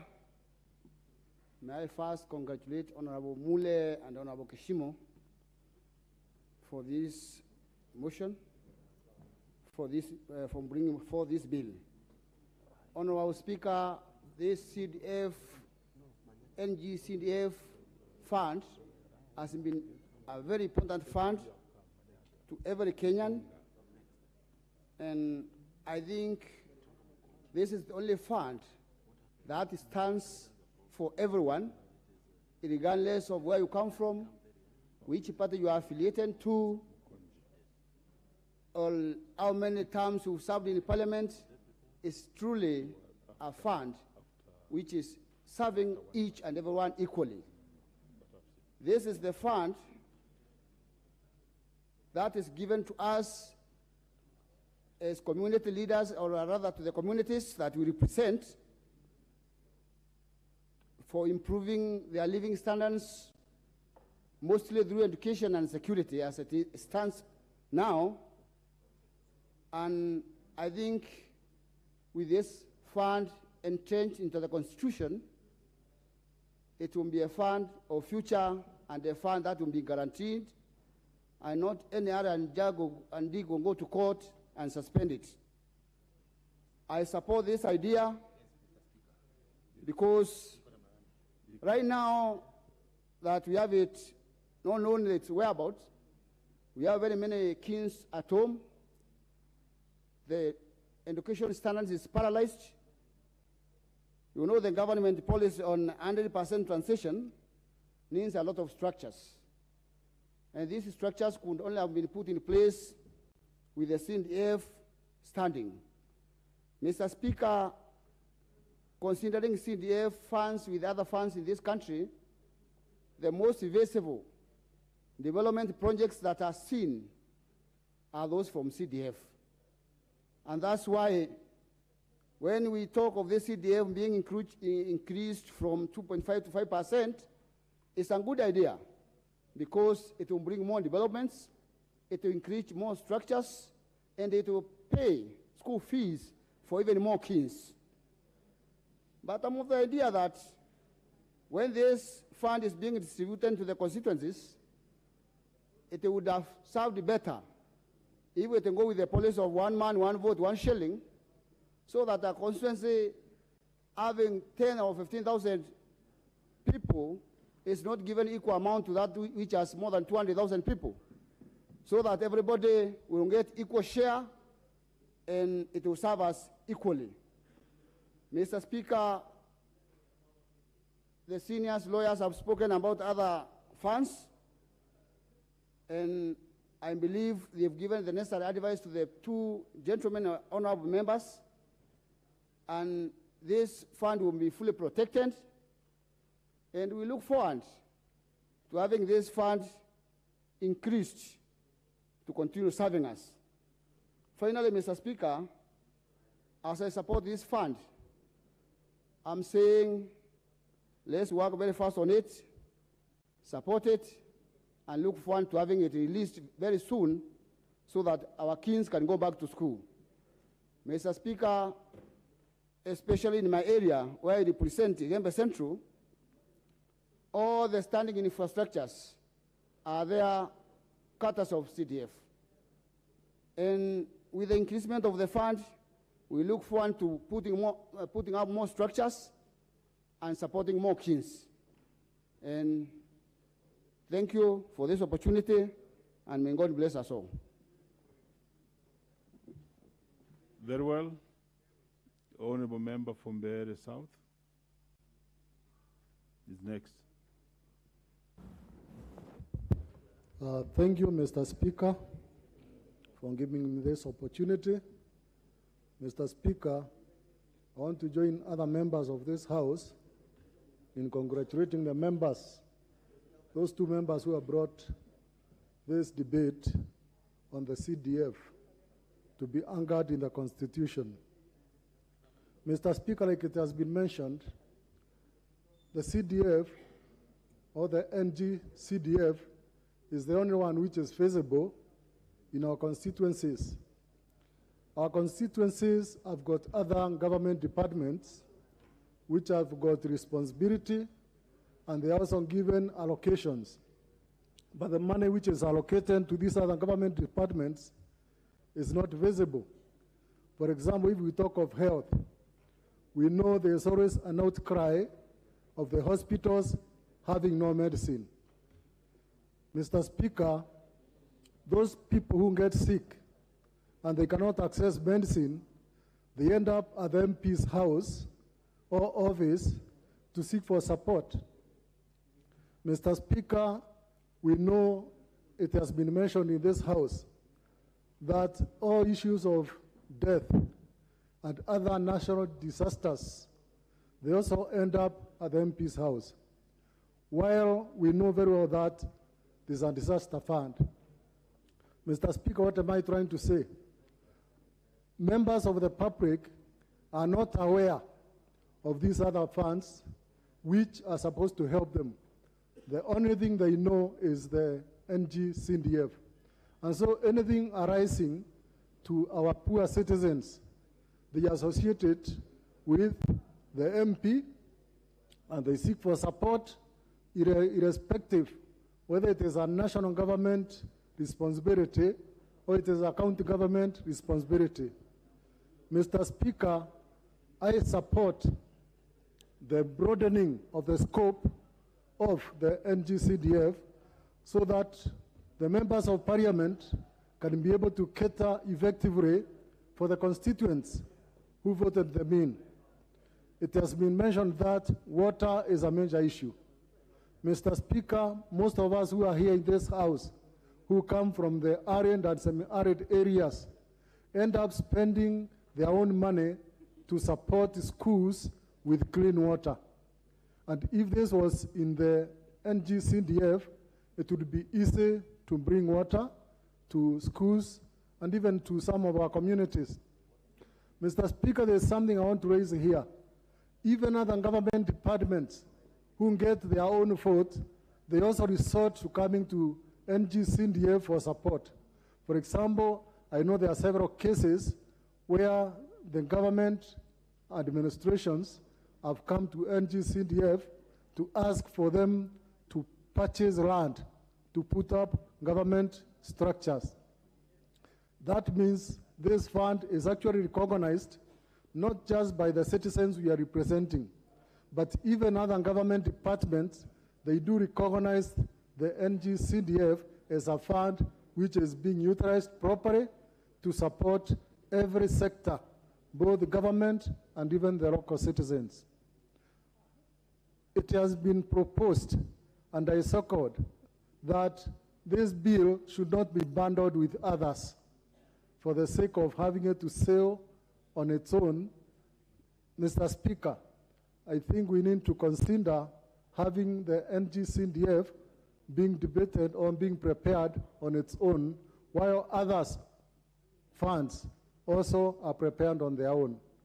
The reason being that this is a fund which has been tested and its impact has been seen in this country. About increasing it to 5%, Mr. Speaker, sir, I would even propose that it goes higher. Because like what I mentioned about the disaster fund, the disaster fund, like now we have got famine, it is not covering us well.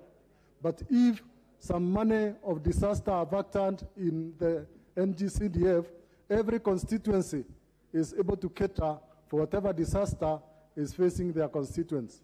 I thank you, Mr. Speaker, for the opportunity. Thank you. Very well. Honorable Member for Dagoretti South.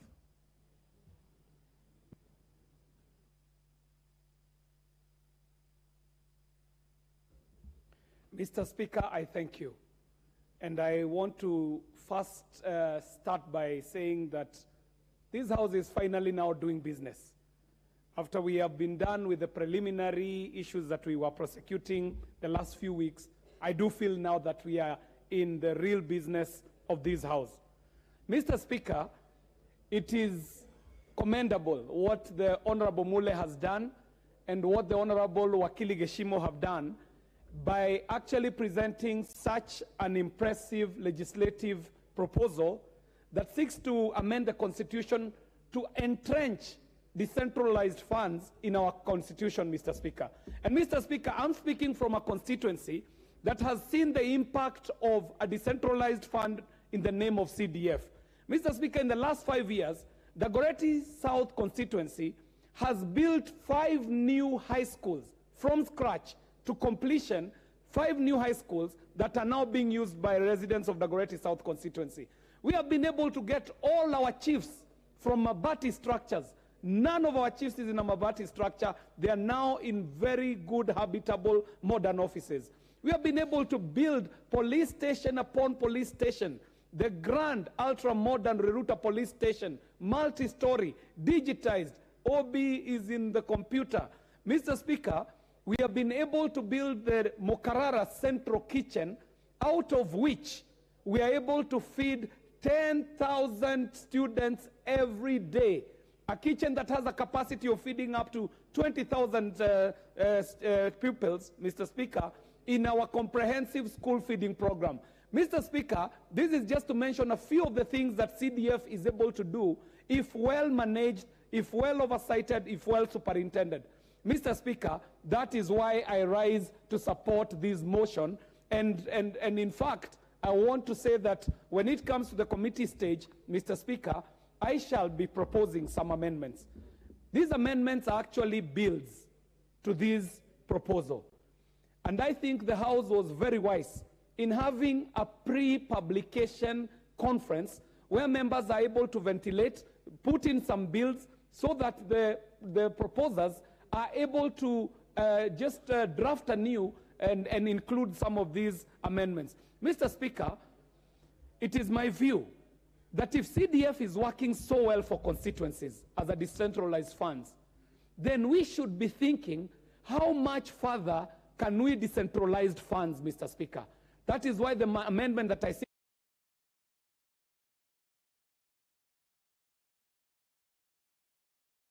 want to do is to introduce, it is clause 204, and I want to introduce a new segment, clause 204E, which will seek to further establish an equitable development fund, which shall be a county government fund, which shall be consisting of monies of not less than a certain percentage of the share of the revenue that is allocated to each county as divided by County Allocation Revenue Act enacted pursuant to Article 218.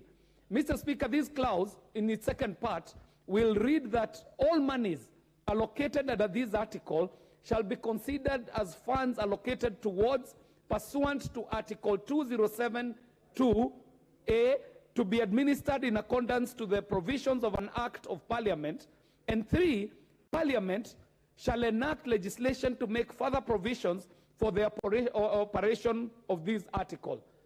Mr. Speaker, I had thought that I would push a floor amendment, but I later got to understand what it is we are doing this afternoon, because what we are doing is a pre-conference, Mr. Speaker.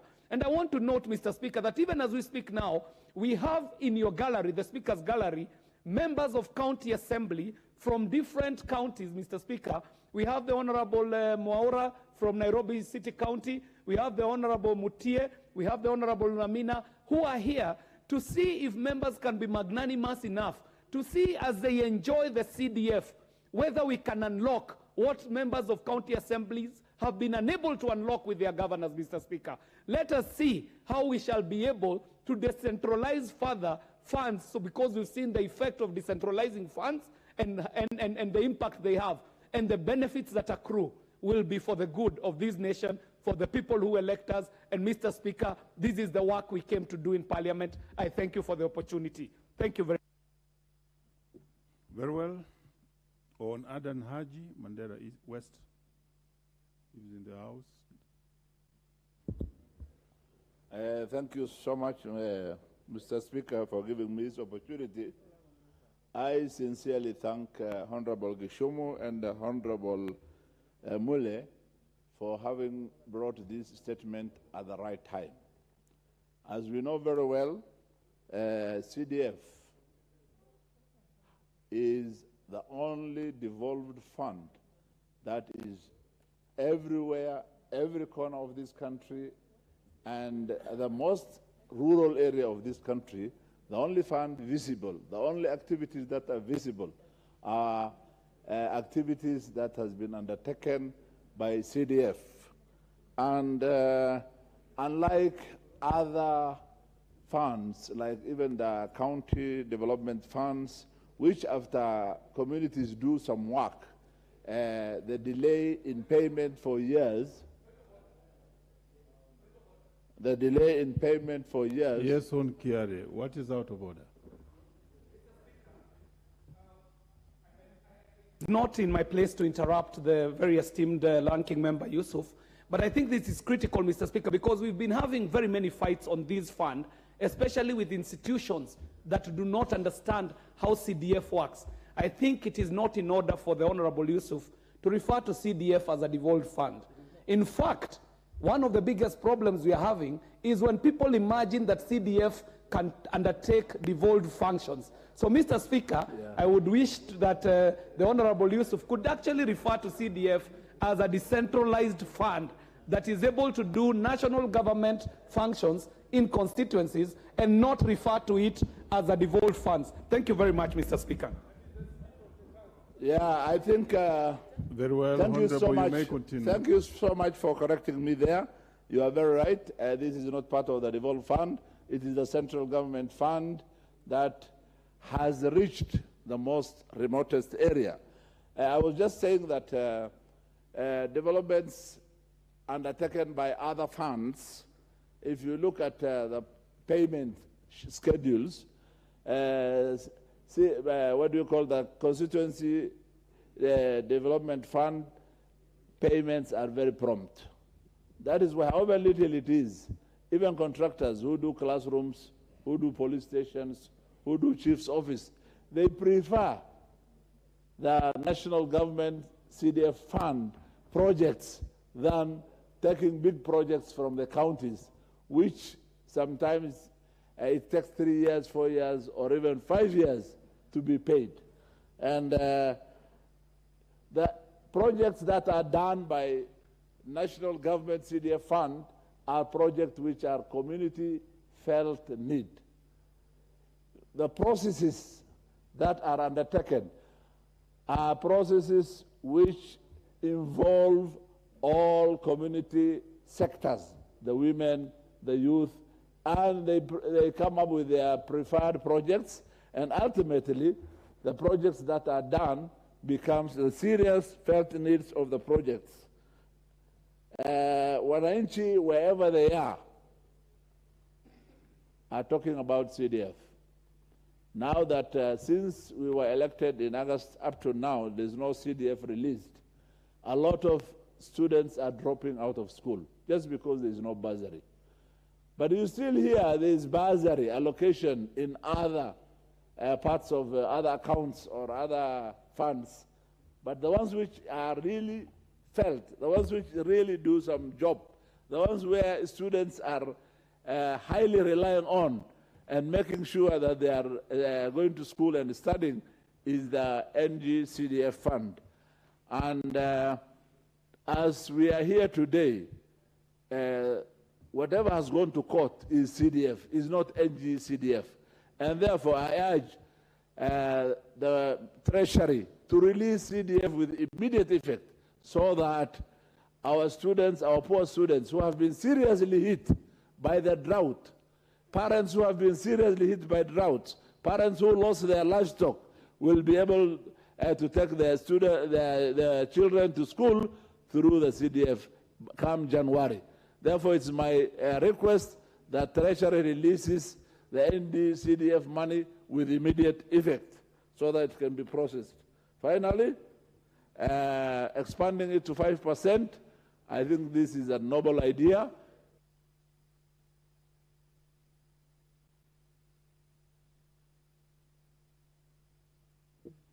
Okay, very well.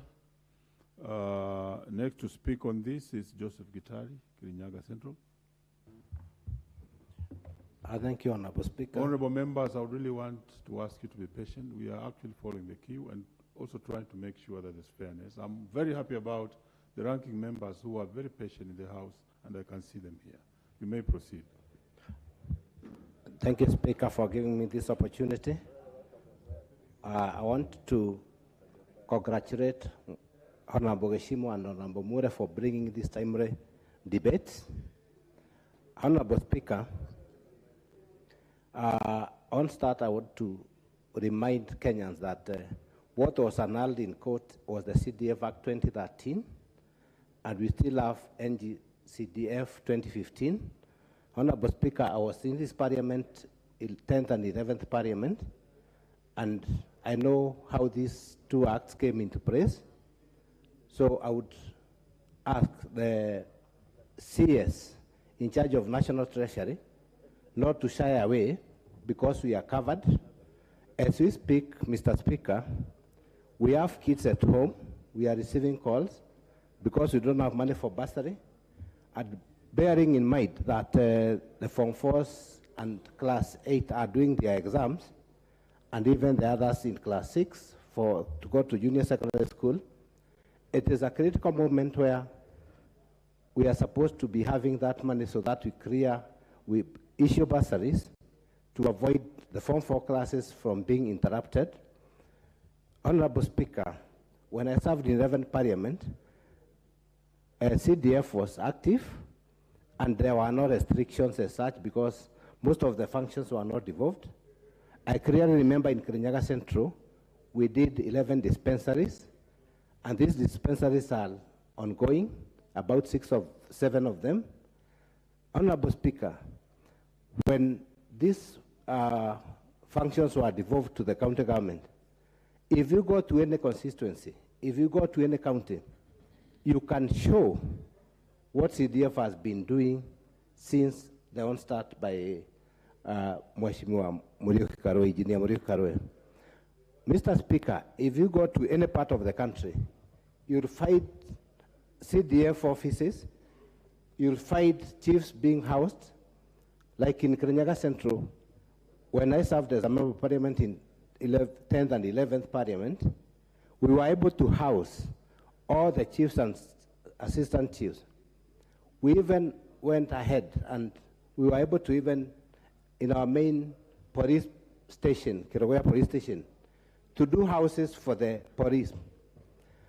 Mr. Speaker, if you go to any constituency and compare, let's say the county development, compare with the CDF, you'll be shocked because CDF projects are very many. Mr. Speaker, I want to agree and disagree with some of our colleagues. I was imagining, as much as the provision of the Constitution does not envisage Senate, Mr. Speaker, we need to that at the end of the day in these chambers, and we need our colleagues in the Senate to support this with two that. Mr. Speaker, you remember in the presidential debate, the opening of this parliament, His Excellency the President said that he knows what CDF has done in this country. And I remember at a point, he said we look at the ways of where we can incorporate the National Assembly and Senate so that we can have some funding for them. So I want us to embrace our brothers in Senate so that at least we can gather the two-thirds majority. I support this move, Mr. Speaker, and we'll be causing some amendments at the right time because we even have to think about our counties and whatever is happening, right, Mr. Speaker? Because there is the proposed World Development Fund that was initiated by Mheshimiwa Kangata, who is a governor now, And I think it is important so that we can have some equalization. Even if you don't support which kind of the government, you are entitled to some development within your ward or constituency. So I support this motive, and we'll be moving some amendments. I thank you. Very well. On Gitonga Mukanji, Manyata. Finally there. Proceed.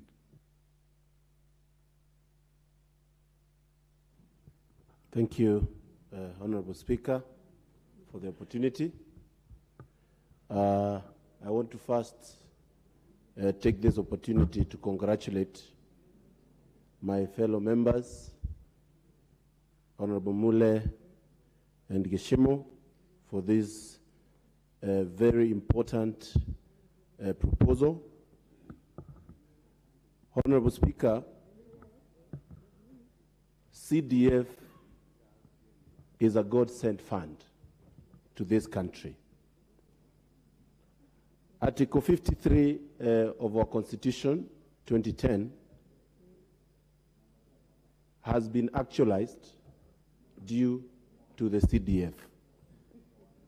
We have also done a lot on improvement of security with the CDF under the Article 27 of the Constitution.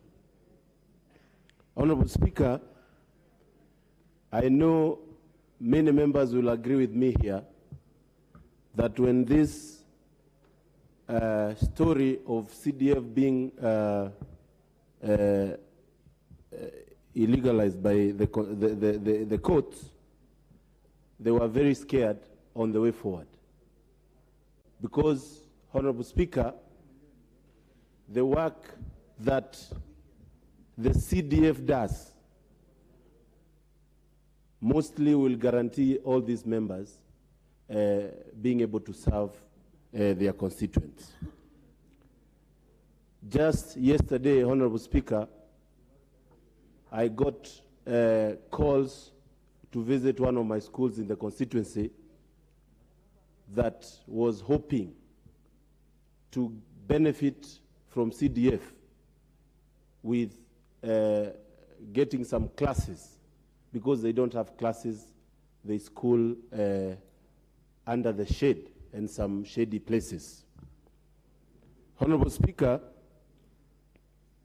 I really welcome this House move to have CDF under the Constitution, and rightfully so, because this House is possible to amend the Constitution under Article and guidance of Article 256 of the Constitution. I would really hope that this process can go uninterrupted, so that, Honorable Speaker, we can have that fund as soon as possible. I want to agree with the Honorable Member who suggested that members should have a caucus to discuss this issue, so that when it is coming here, it comes ready to be passed. I also hope members will participate and ensure that we have public participation. And I know if there is one thing that has public goodwill, Honorable Speaker, is the issue of CDF. Because the development on the ground speaks for itself. Just to add to what many have suggested, I would really hope the 5% increment happens, Honorable Speaker, so that we can be able to do everything that is possible to do. I also want to propose that we have a shareable, equitable way for the CDF. Because, Honorable Speaker, when I speak to a few members, they have the same figures with my constituency that are 6 wards, but you find them with 3 or 2 wards, Honorable Speaker. I would propose the 1 man, 1 shilling on this CDF, so that we can be able to have fairness when we are serving our people. I look forward to doing a lot with the CDF on the TVETs, which are our only hope to have our young people being able to get into the job market and they can be able to serve this country. Honorable Speaker, knowing very well that I've benefited a lot on bursaries while I was in school, I had proposed to do maximum bursary disbursement in terms of CDF. So, Honorable Speaker, I really support these proposals and I look forward. Very well, your time is over. Honorable Anthony Luoch Madari. Thank you very much, Honorable Speaker. First, I want to congratulate both members, Honorable Mule and Honorable Gishimu, for this timely bill. Secondly, I want to thank the Speaker and the House Business Committee for the ingenuity of availing the opportunity of a pre-publication motion that would allow members to ventilate, thus obviating the very rigorous processes that go in before you get this. I want to urge the Speaker and the House Business Committee to use the same ingenuity to obviate the 90 pre-publication period, or the period that has been said that have to be mandatorily undertaken before this can be brought to the House for conclusion. And lastly, also on these preliminary points, to ask that the House Business and the Speaker use the same ingenuity to ensure that motions that private members discuss on Wednesday morning also have a similar pre-publication for platform with similar weight, so that from there, this can go directly to drafting and therefore then to a bill. Let me make my quick, powerful points before I go to, and I'll start with three quick things that I think we need to do. First of all, the question of time. I've listened a lot to what members have said, and all those will come to this, that unless this bill is drafted and filed timeously, the people who I refer to are people who are the perpetrators of executive conspiracy against members of parliament, are waiting in tow to ensure that this question of the judgment being delivered in court by December actually takes place before this bill is assented. So unless this is done timeously, all that we are doing here will be of no effect. Honorable Speaker, the other point that I needed to make on these very quick points that I need to make is that this House must peg the bringing of any other serious government bill, including the supplementary budget that will come. It should be pegged to the question of this bill having been debated and passed, or in its place, Treasury has released all the funds that are due to the 290 constituencies. Honorable Speaker, I also want to raise a red flag on this issue, because along the way you will find that there are crocodiles along the way that you need to deal with. There is a monster Article 115 in the Constitution, which I've raised in the previous Parliament, and which the predecessor ruled against. You need to watch that even after we pass this bill, and I'm sure we will, Article 95 allows the President to refer back a bill under Article 1157 to the House with a memorandum, with the possibility that unless you raise a 2/3 majority, then he has overturned essentially what you have passed. The effect of that, which was what I argued in the previous Parliament, is that it imports what in the US they have called the line veto amendment, which is unconstitutional. It allows the executive head of government to become a legislator through the back door by returning to you a bill, which if you cannot raise 2/3 becomes law. So that is something that we must look at, and therefore the people who are going to be in the caucus championing this bill must not only look for bipartisanship between the Senate and the National Assembly, for acceptance and acceptability with the Treasury people, the Attorney General, and the other stakeholders. They must also look for political goodwill from the executive arm of government, and in particular, the President, that this will be passed. Mr. President, Honorable Speaker, I also want to support, and maybe I'm wishing him good tidings in terms of referring him to Mr. President. That is futuristic. I do want to agree lastly with Honorable TJ Kajwang that we must separate these funds. These bills, they must be separate 4 bills in terms of CDF, NGAF, Senate oversight, and economic stimuli without demeaning the NGAF funds, and I believe they are in equal standing as the CDF fund. I thank you. On Majimbo Kalasinga.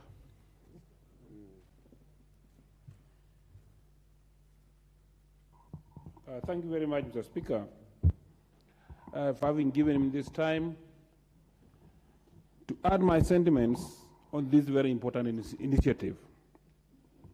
Mr. Speaker, you realize that we come from a constituency.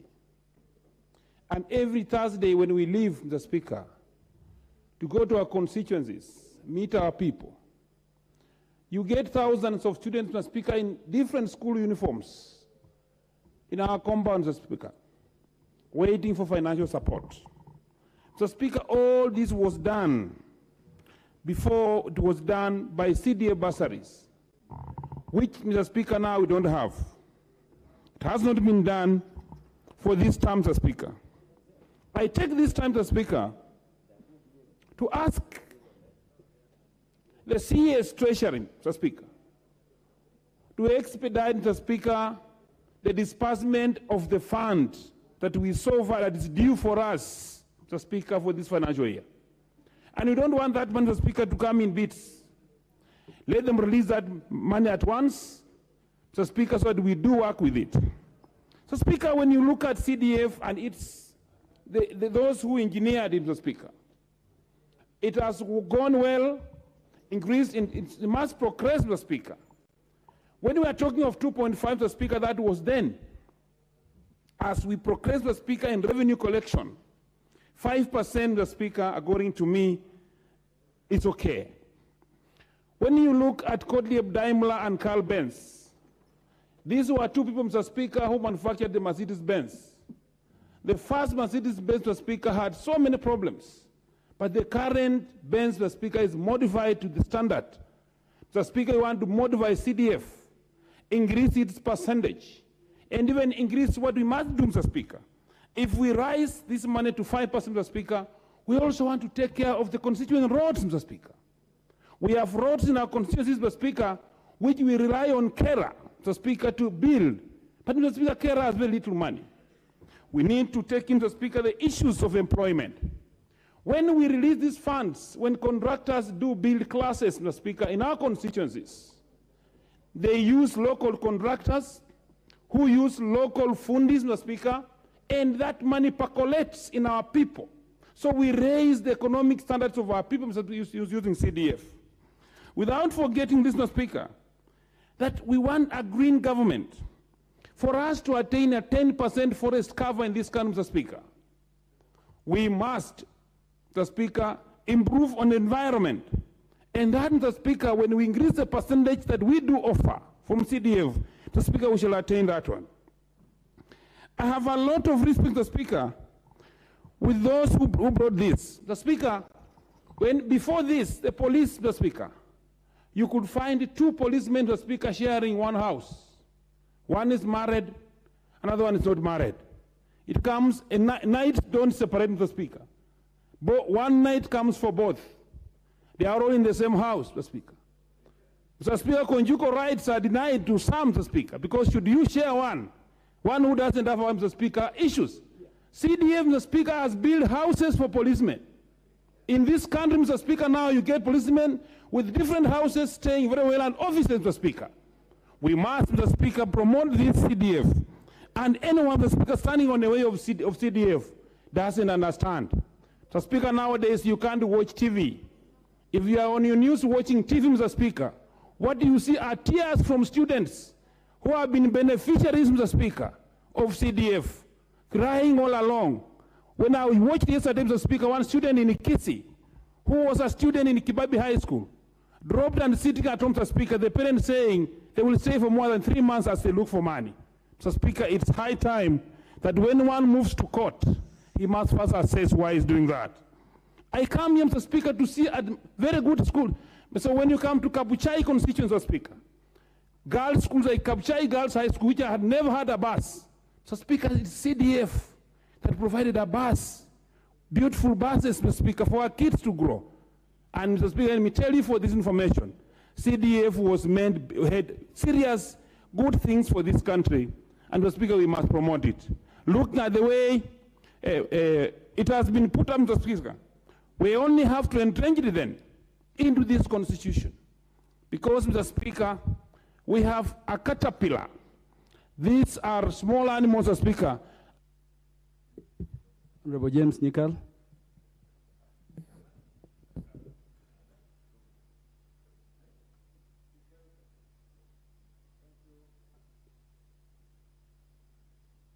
Thank you, Mr. Speaker, for giving me opportunity to contribute to this. Mr. Speaker, I'll be very brief. The reality of what is happening here, in my view, is extremely simple. We have an institution that has been working, that was actually there before we promulgated the Constitution of 2010. We then promulgated the Constitution of 2010. Now, there's doubts that has been created about it. So if you look at it carefully, this is basically a continuation of the implementation of the Constitution. There are those who feel that this is part of the devolved fund. It isn't. This is a national fund which is actually being implemented at the constituency.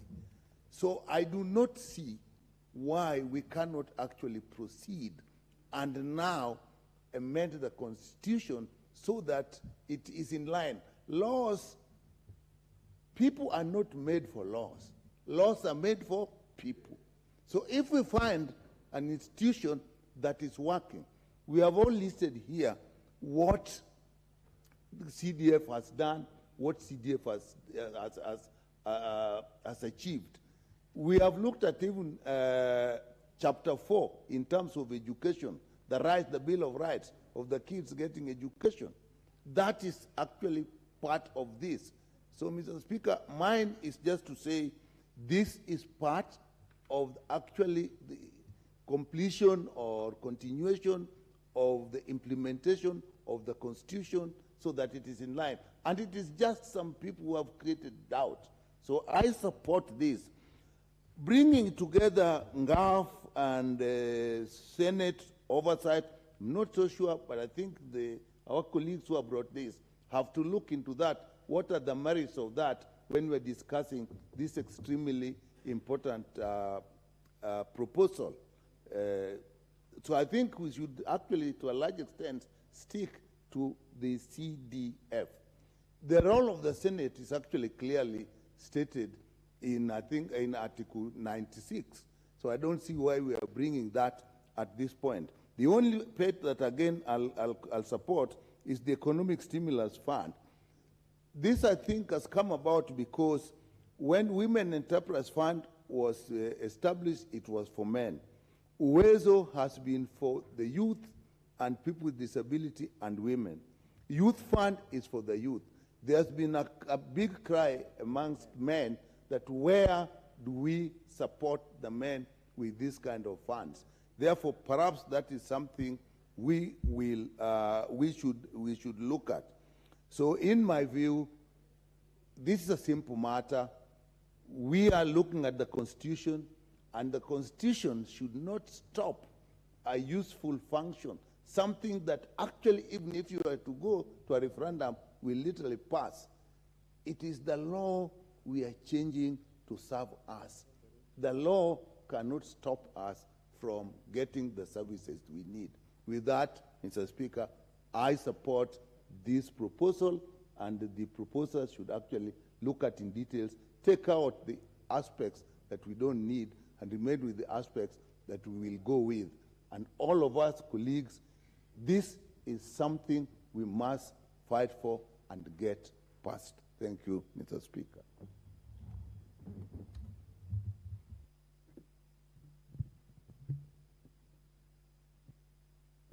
The MP for Keses, Honorable Julius Ruto. Thank you so much, Mr. Speaker, and congratulations, seeing you for the first time sitting there, I feel is good. Mr. Speaker, allow me to take this opportunity to also contribute to this very important matter that has come before us, and I want to congratulate the honorable members, Mule and Gishui, who have thought it wise to bring this to a pre-publishing conference. Indeed, as we've said, CDF, even prior to NGCDF, has done marvelous work. I want to throw back my memory when I was young. I remember back in my village, we have a school now called St. Catherine's Girls High School. It was then called Keses High School. And I saw this day when a chief and some Moses were moving around the village, forcefully taking cows, selling them to build a school. Now, with the coming in of CDF, we've seen a lot of schools rising up, and good schools. Our children from the basic level down there can access school like the others. In our Constitution, Article 10,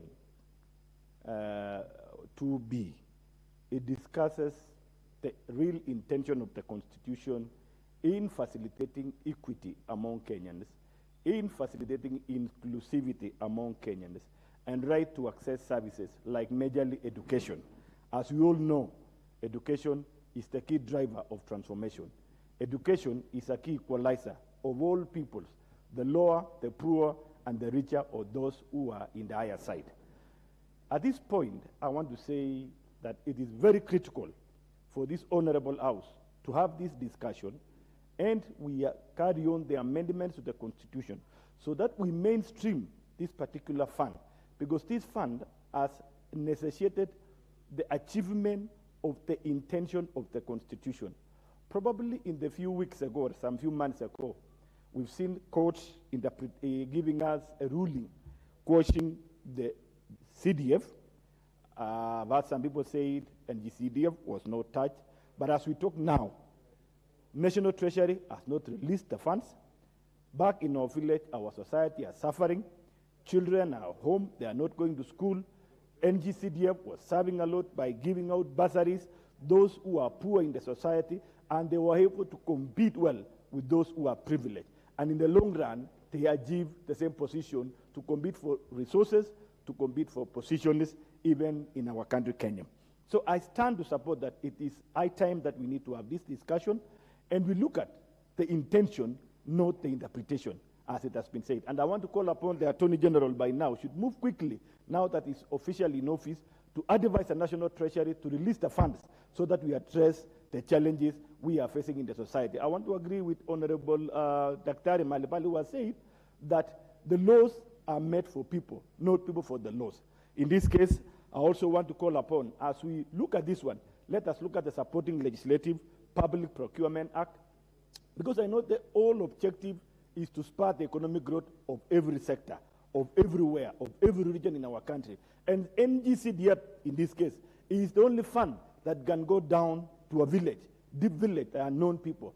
If we allow the Public Procurement Act to accommodate the people there so that this money can be retained along there and improve the lives of the people. Lastly, we are facing now as a country, Kenya, a challenge of unemployment, our youth in the society.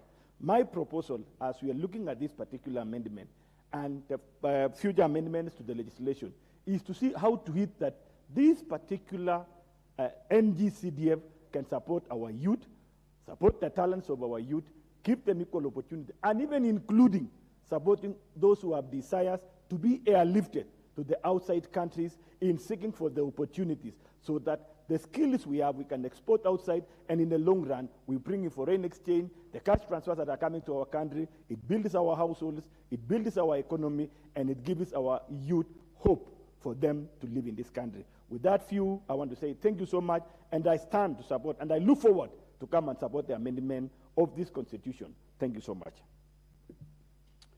The MP for Kamkunji constituency, Honorable Yusuf Hassan.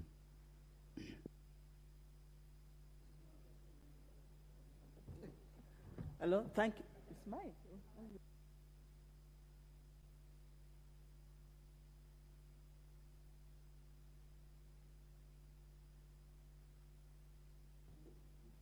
Thank you, Mr. Speaker, and congratulations. This is the first time I have seen you in the seat. I want to say that there is absolutely no doubt that the NGCDF is the most impactful and the most life-transforming development project in Kenya today. It's a remarkable and a revolutionary concept which has had a remarkable impact on the lives of poor people. In fact, it is so good that this concept has been copied and implemented in many countries in the world. And Kenya is a leader in that. And it's a concept that meets the urgent needs of the Kenyan people more than any other development project in this country. Mr. Speaker, I represent one of the poorest urban neighborhoods in the country. I have more than 124,000 people who are considered to live below the poverty line and who need assistance at many given times. But the CDF bursaries have made a lot of difference among those marginalized people of my constituency. Thousands of kids who normally would not get support to go to universities, technical colleges, or secondary schools have been able to go to school for the first time in their lives. I have come across fathers and mothers from these marginalized communities who tell me that for the first time in the history of their families, they have a university graduate in the family. This is remarkable. I have also seen how this fund has been used to expand educational facilities and educational opportunities. We have built a technical college now which has 700 kids. We have built 2 secondary schools, new secondary schools, just for girls that have 1,800 children. Girls did not have a secondary school when I became a member of parliament. And this is done by the CDF, not by any other government fund. And you know, the people who are taking this CDF case to the courts are people who work in the NGO community. These are people who are members of the bourgeois community, who live in comfortable lives in Karen, in Lavington, in Kitusuru, in Muthaiga. They live in posh houses. Their children are driven in top-range vehicles, 4x4, to private schools. These people do not understand the difficult lives of our ordinary people. And that's why they use the resources they have to punish members of parliament. But they're not punishing members of parliament. Members of parliament are not affected. Their children are not affected. These people are waging war against the ordinary poor people of Kenya. These are sadistic, miserable people who I think are using their time negatively. So I want to say that we don't need to be a country of scores of millionaires and millions of poor people. We don't want to continue to perpetuate the inequalities and the social injustices that exist historically in our country. We want to change that. And the NGCDF has changed, has made an impact. And that's why I think we need to move forward. And I support and congratulate Mheshimiwa Stephen Muli and Mheshimiwa Gichumu Githinji for bringing this proposal. And I call upon the government not to waste any time by holding the CDF funds. Release the CDF funds while we're working on long-term solutions to this particular problem so that we can entrench the CDF in our national laws and make sure that we meet the needs of our poor people. Thank you, Mr. Speaker. The MP for Gwen, the Honorable Joseph Lel-Mengit. Okay, thank you, Mr. Speaker, for giving me this opportunity to support the motion or to contribute to this important motion in anchoring the NGCDF in our Kenyan constitution. First and foremost, it's a privilege to represent my people from Mgwen constituency in this 13th August House. I speak now before this chamber and on their behalf. I owe a great debt to my constituents whose journey with me began way back when I was a little boy, whose education was supported by the community through CDF and Arambes. I still recall vividly, Mr. Speaker, when I dropped out of school in Form 2 because my parents could not afford to pay school fees. I went to do for a casual laborer job, fixing tire punctures for motorbikes with the hope that I would make money so that I could go back to school. I stayed there for 1 year until the community came to my rescue. They did a fundraiser, and I went back to school. I did not go back to a boarding school. I joined a day school called Toulon Secondary School. It was because of CDF that enabled me to clear school. I worked hard, I excelled, and made it to university, Jomo Kenyatta University, and now I am here in Bunge, in Parliament, as a member of Parliament representing the great people of Mgwen constituency. The reason why I'm saying that, Mr. Speaker, is I support this CDF fully so that other students can have the opportunity to be great people of this country. The support I received from my constituents is invaluable, and I cannot repay them enough. To my constituents back home, please know that each day I work tirelessly to represent you. I will fight for your interests in farming, in both tea farming, dairy farming, and any other part of economic contributor. We have challenges, Mr. Speaker, sir, in Mgwen constituency, especially the connectivity rate is about 35% in Mgwen constituency. I would like to urge the rest of the members, or I will work tirelessly with the rest of the members so that we can make the connectivity of electricity in Mgwen constituency higher. As a youth member of Parliament, I would also work to represent the youth back home, to be their role model, to help them, support them in these hard economic times. I would also want to pledge my support to the President and the Deputy President in implementing their Kenya Kwanza plan, which is the economic liberation of this country. I hope that my journey will be an inspiration, especially to the young generation of this country, that the present circumstances do not limit their future. So, Mr. Speaker, sir, I beg to support this motion and urge the rest of the members of Parliament to support this motion that the NGCDF be anchored in the Kenyan Constitution. Thank you, Mr. Speaker. The MP for Bungoma, Honorable Catherine Wambilianga.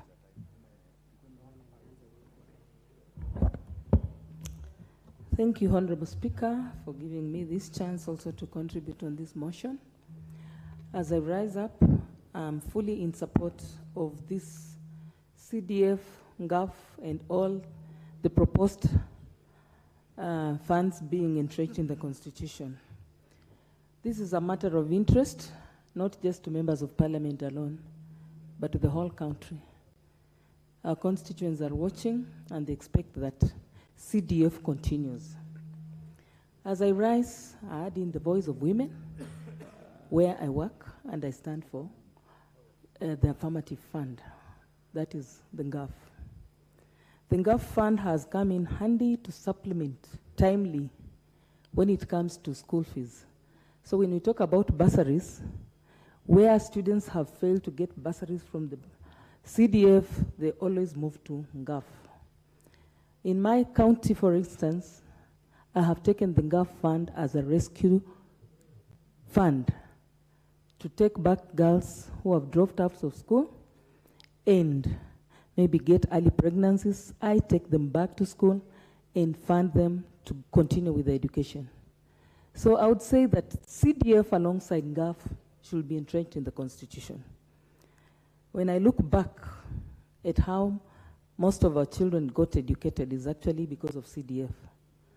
As most members have spoken here, it is clear that back in our constituencies, back in our counties, seriously speaking, students are in dire need. All the messages we get at any time, you get students are just dumped at the door waiting for help.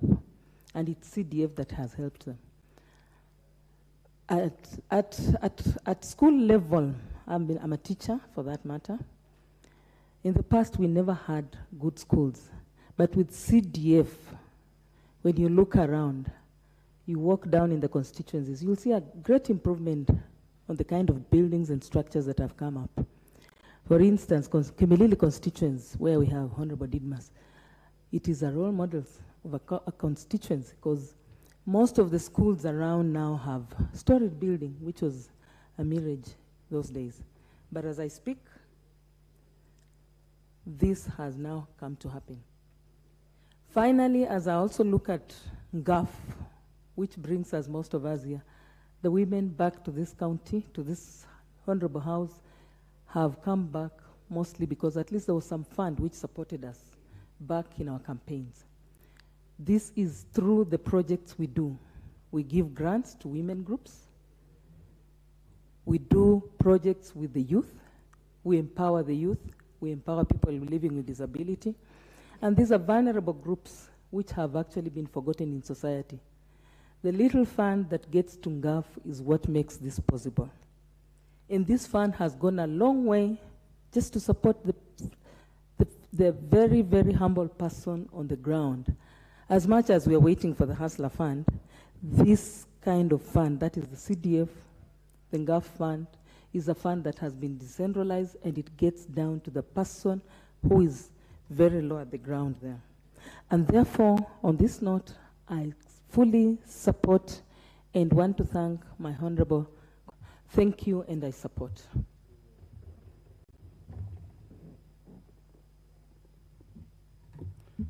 Thank you very much for using the least time to address the matter. It's Honorable Mark Mwenje, MP for Embakasi West in the House. Yes, sir. Thank you, Mr. Speaker. I want to support this proposal and thank Honorable Mule and Gishimu for bringing it to the floor. I believe, Mr. Speaker, this is long overdue.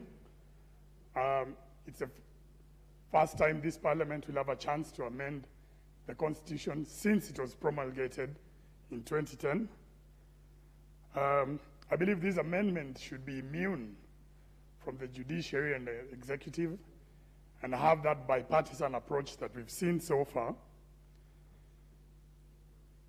Mr. Speaker, I believe, as was mentioned by some of our colleagues before, we do need to engage the Senate informally regarding these amendments so that we ensure we've got a smooth process and avoid any conflict of roles and conflict of laws that may come about.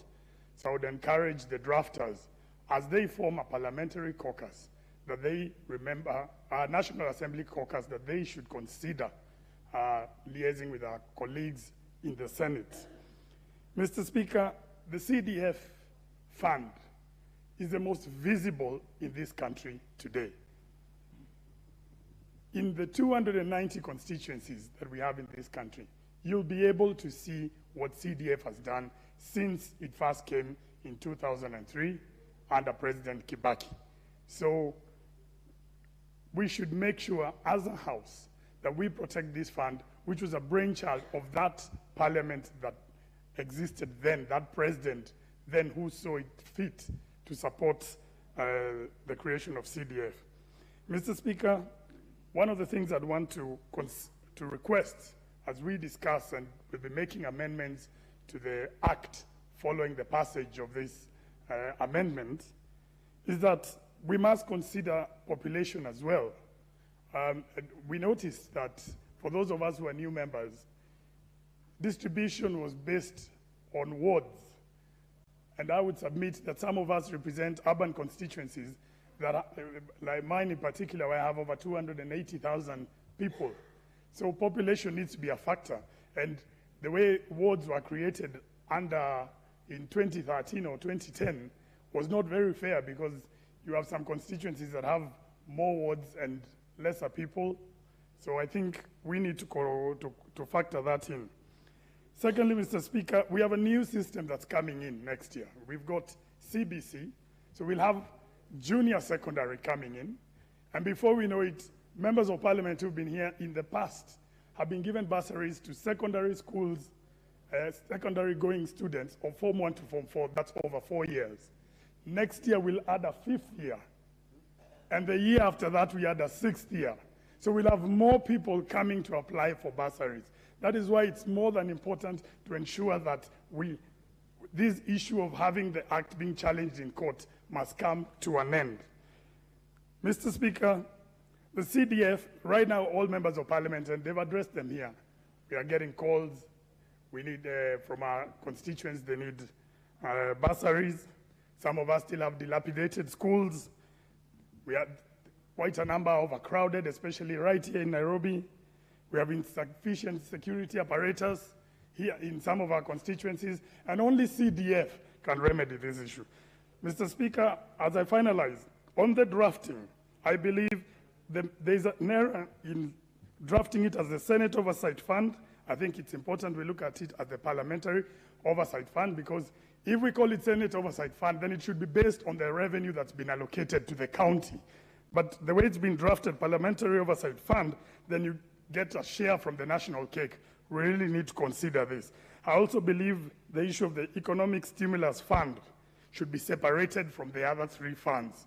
The other 3 funds should be conjoined tuned so that they either pass together or we all perish. Finally, I believe the 5% will be the main issue. And as a House, I really pray that we will not get compromised by the executive and protect this 5%. With that, Mr. Speaker, I support the proposal. Thank you. Honorable MP for Buri constituency in Meru, the Honorable Indikiri Mugambi. I want to thank you, Mr. Speaker. First, let me congratulate you. You are my senior. I haven't had an opportunity of congratulating you. In actual fact, I think you should have been there last year. Mr. Speaker, I rise to support the amendment of the Constitution in reference to National CDF Fund. Mr. Speaker, you know, Parliament has been given powers by the people of Kenya. Article number 1 of our Constitution, 3, the Parliament has been given power by the people of Kenya to legislate on their behalf. So, Mr. Speaker, I want to confirm that Gishimu and Mule are within the delegated powers by the people of Kenya. And I want to thank them for taking this issue to this height, and we shall amend this Constitution. Mr. Speaker, why is CDF very famous? It's not because of the money allocated to it, but first is because it is oversighted by members of parliament. Mr. Speaker, the members of parliament are proved that they are accountable.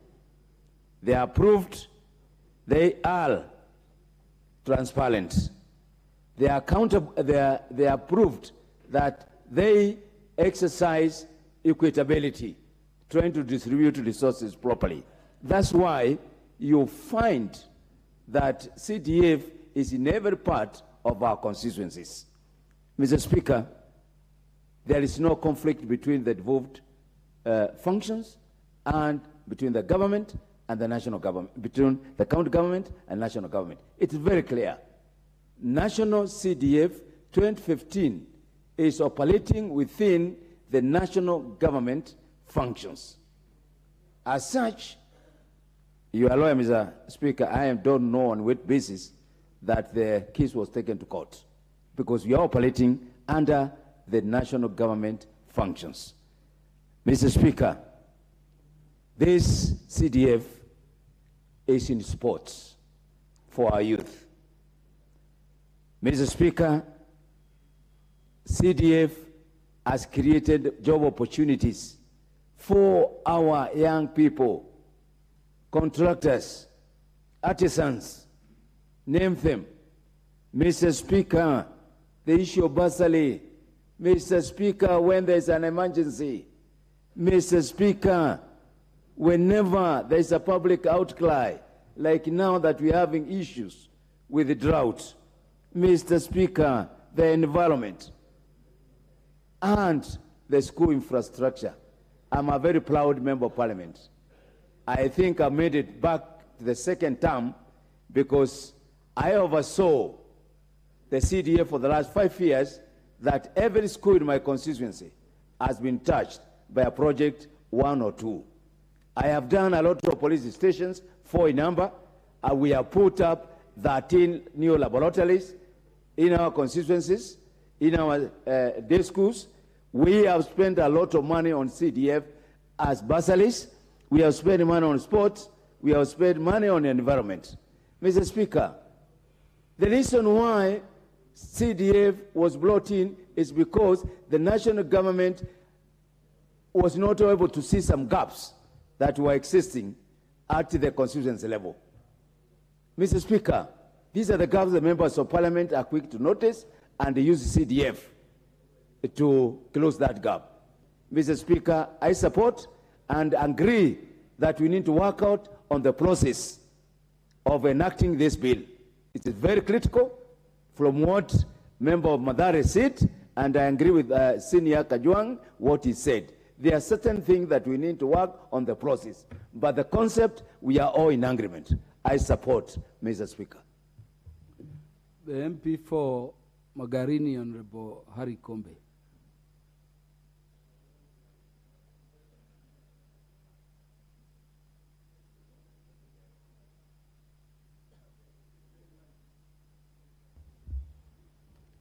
Asante Mheshimiwa Spika kwa kupata kuniona, na pia vile vile niseme pongezi kwa Mheshimiwa Mule na Mheshimiwa Gichumu kwa kuweza kuleta mswada huu ambao unaitisha marekebisho ya katiba ili kwamba tukaweze kuiweka hazina ya maendeleo ya maeneo bunge hapa nchini katika katiba.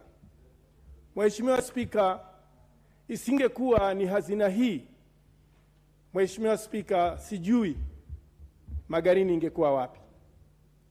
Mheshimiwa Spika, wakati nilipochukua hatamu ya uongozi mwaka wa 2003, Mheshimiwa Spika, tulikuwa na shule 2 za upili, shule 2 pekee, na niliweza kutumia hazina hii ya maendeleo katika maeneo bunge na nikaziinua kutoka shule 2 hadi shule 27, tukiwa tumejenga shule 25 za sekondari mpya. Pia vile vile tulikuwa na waliohitimu na shahada za elimu wakiwa ni watu 3 pekee ndani ya eneo bunge la Magarini. Kufikia mwaka wa 2007, Mheshimiwa Spika, idadi hiyo ilikuwa imeweza kwenda juu kufikia watu 400 waliokuwa na shahada ndani ya Magarini eneo bunge. Mheshimiwa Spika, tukiangalia na tukiangazia yale maeneo mengine, wakati huo ilikuwa iko wazi, haikuwa na vizuizi vingine. Tuliweza kujenga zahanati za kutosha katika kila kata. Mheshimiwa Spika, vile vile tuliweza kuchukua wanafunzi na tukawapeleka kusomea udaktari. Na Mheshimiwa Spika, hivi tunavyozungumza, lengo na shabaha ni kuweza kuwa na chuo cha ukulima ndani ya Magarini ambacho ni kijengwe kwa kutumia hazina hii ya maendeleo katika eneo bunge.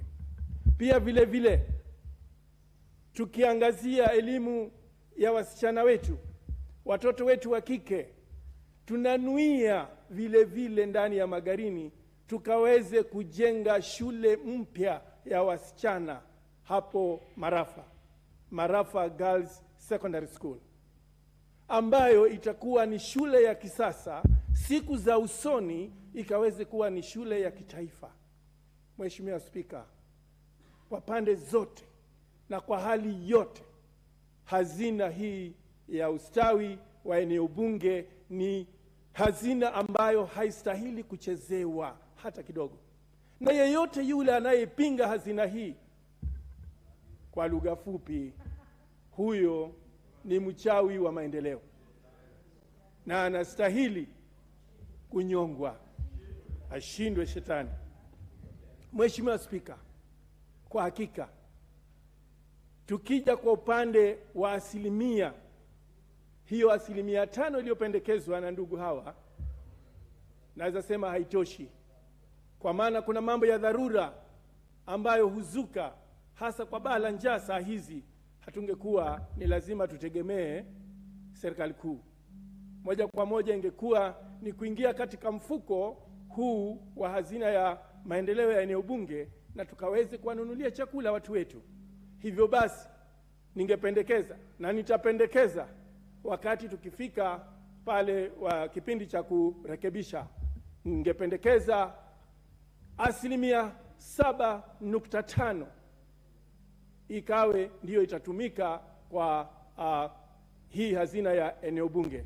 Hapo ndani tukaweze kupata angalau milioni 5 za kusimamia majanga, maana siku hizi kuna mambo mengi ambayo huzuka na ambayo hutatiza wananchi wetu. Mheshimiwa Spika, ningeomba kukomea hapo na niseme asante tena kwa kunipatia nafasi hii kuchangia mswada huu. Asante. Is Honorable Ferdinand Wanyonyi on intervention, or you want to contribute?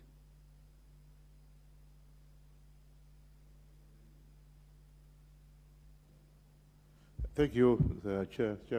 Thank you very much, Mr. Speaker.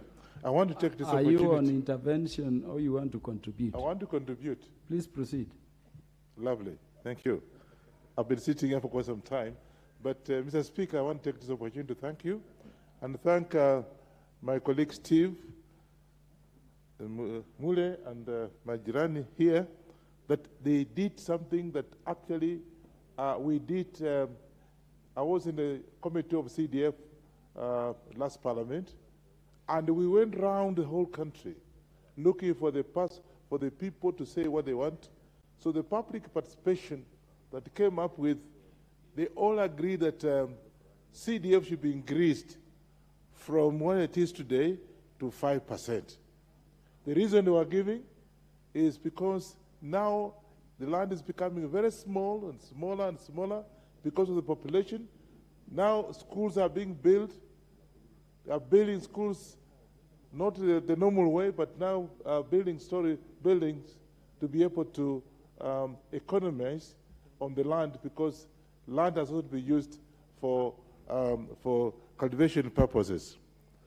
Mr. Speaker, I want to ask that, as mentioned by one of the colleagues, we want to make this as soon as possible, because whatever went to court was CDF 2013.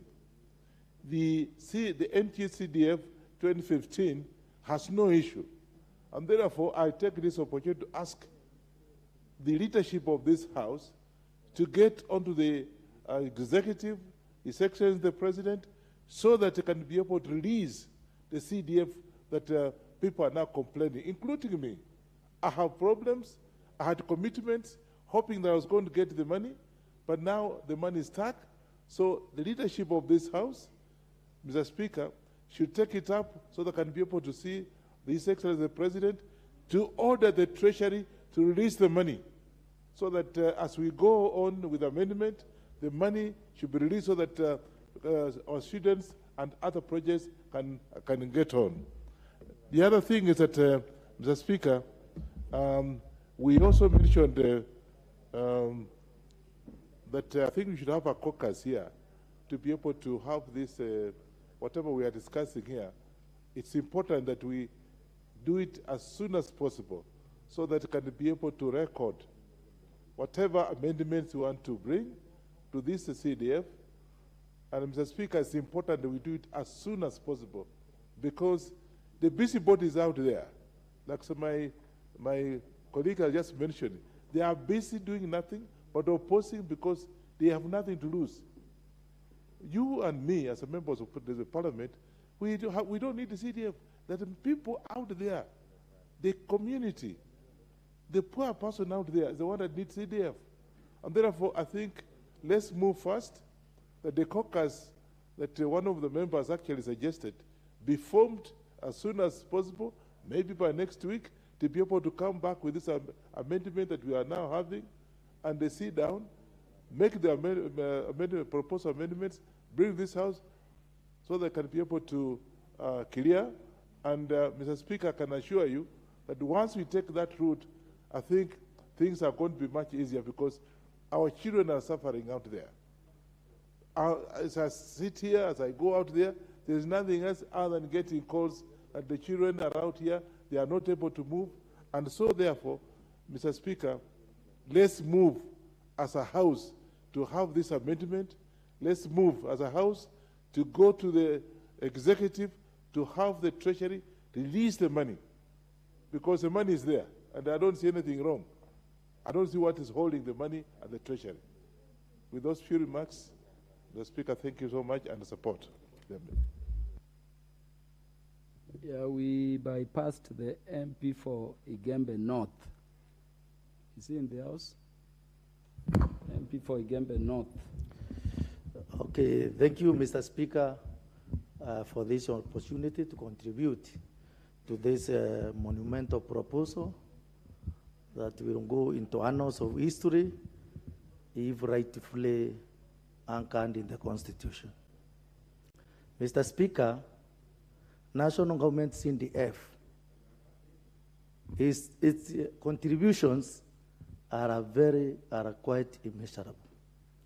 I come from a rural constituency whereby most of the people are living below the poverty line.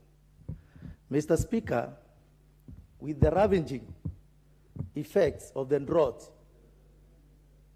and the cloud that's hanging over the CDF, today if you go to the rural areas, particularly the marginal constituencies, the life there is quite gloomy. Students, parents are highly disappointed. They have no hope to continue with their education. Whenever we go there, the people look at us as the people who have not been able to iron the hiccups that are surrounding the CDF. I believe this is the high time. The enemies of CDF are told to keep off. If you look a few years before the rise of the CDF, police officers used to live in dilapidated houses. Our schools were looking like shanties. Buildings for the police were like mixed. But today, CDF has really transformed the rural areas. Those who have not benefited directly have benefited in one way or the other indirectly. CDF has enabled the Ministry of Education to perform quite well, particularly in terms of 100% transition. This is because students who cannot raise the fee, CDF has come in to make sure, since education is an equalizer, these people are given a lease of life through education. We cannot forget the people who are doing contracts to build classes, to build police houses, and the police offices together with the administrative offices. They have too benefited quite well So the rural areas have been highly transformed because of this single kitty. And this is the high time this honorable house has to make sure that CDF is properly anchored so that the generations to come will continue to benefit from this monumental fund that has really made our communities and the rural areas to go at par with the areas that are in urban areas. The security issues have also been addressed one way or the other because of this kitty. Whenever there are hiccups, people are mobilized, they are transported using the CDF vehicles to try and avert there would be chaos maybe in the communities that are living in areas that are prone to banditry and other effects. So, Mr. Speaker, I really support the anchoring of this decentralized fund because I know CDF has no issues that touches on the counties because their major role is particularly to accelerate the performance of the education sector and also to bring much improvement on the security sector. These two functions are not devolved, and I wonder where we are getting the problems to do with the issues pertaining maybe the mix-up they talk about with these funds. So, Mr. Speaker, I do support this motion, and I agree that the funds should be availed in the constituencies as we await the processes of ironing the small hiccups that are there that surrounds the national government constituency development. The Honorable Wilberforce Oundo, MP for Funyula. Thank you, Honorable Speaker, for this opportunity to contribute to this pre-publication motion in respect of amendment to the Constitution and a parliamentary initiative. On the onset, let me also take this opportunity to congratulate you for being nominated to sit in the Speaker's panel, and I do believe with your immense experience, you'll be able to moderate debate in a more sober and focused manner. Honorable Speaker, the Constitution of Kenya, Article 95 and Article 96, bestows on this House the powers to make amendments to the Constitution. And in that respect, I want to congratulate my colleagues for having co-sponsored this amendment to the Constitution. Honorable Speaker, CDF, as it is known, Affirmative Action Fund, as it is known, has had far-reaching implication or contribution to the grounds, as we call it.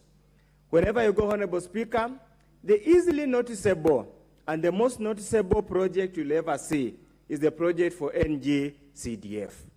Therefore, NG-CDF is at the heart of the lives of many ordinary Kenyans, be they poor, be they the rich. Before CDF came, the so-called rich were perpetually harassed to contribute towards various community projects in the rural areas in terms of building schools, paying school fees. Indeed, Honorable Speaker, we must laud the move of the motion. Wherever he is, may the Almighty God shower him with all the blessings and may his household expand abundantly. Honorable Speaker, we are here today because there has been this misconception that CDF is petty cash or pocket money for members of parliament. The truth cannot be further. The correct position is that that is not the case. It's a public fund that comes with very clear expenditure programs or items, so it is never a budget, it was never pocket money, it's not individual funds for members of parliament. That notion should get out of those envious people, the busybodies, the civil society, that indeed this is a game changer all over the country. Let me address myself, Honorable Speaker. Again, misconception going around the country that NG-CDF has been abolished, that there's a court ruling abolishing NG-CDF. What was ruled to be unconstitutional And indeed, it was in a constitutional, as read under with the fourth schedule, was the NG Act of 2013, the CDF Act of 2013, that purported to give the mandate to do so many other things that are generally devolved as the law stands now.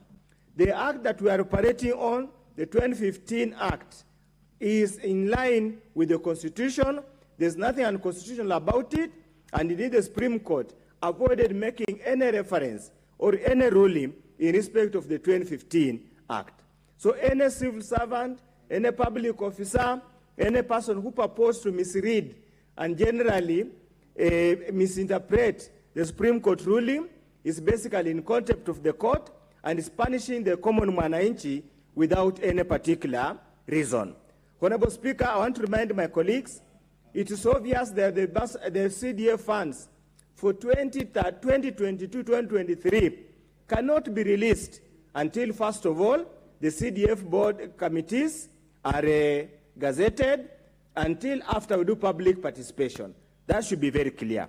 As I conclude, Honorable Speaker, the issue of oversight, Senate Oversight Fund, the Article 95 and 96 bestows on Parliament the mandate to oversight the national government and the county government. The way the amendment is couched is as if it's only Senate that is given the mandate to oversight. So what does the members of Parliament do? Where do they get the resources to oversight? Probably this is an area the sponsors of the bill needs to look at. Thank you, Honorable Speaker. Honorable MP for Baringo County, Jamatia Florence.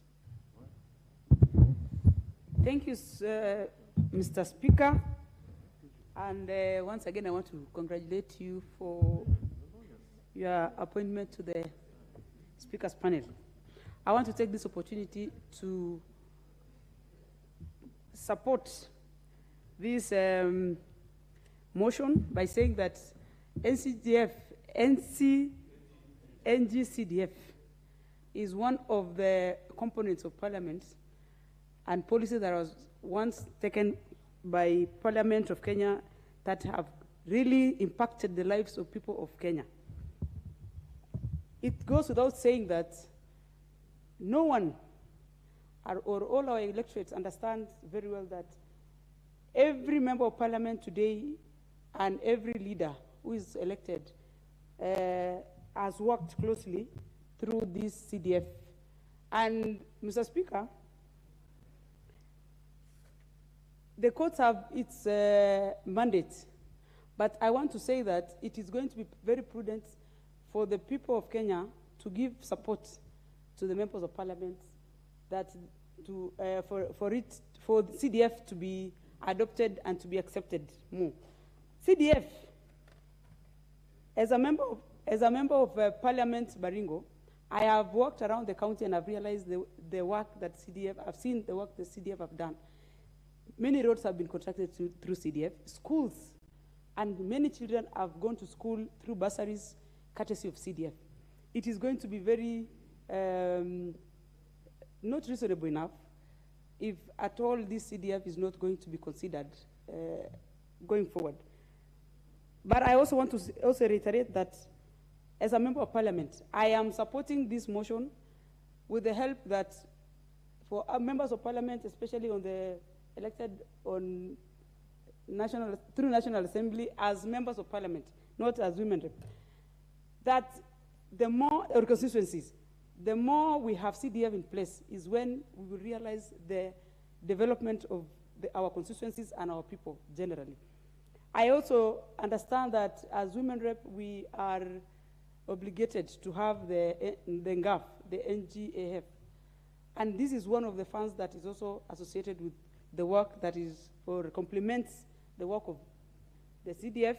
And I am supporting this motion and encouraging that as we go forward as leaders, we make use of CDF more prominently.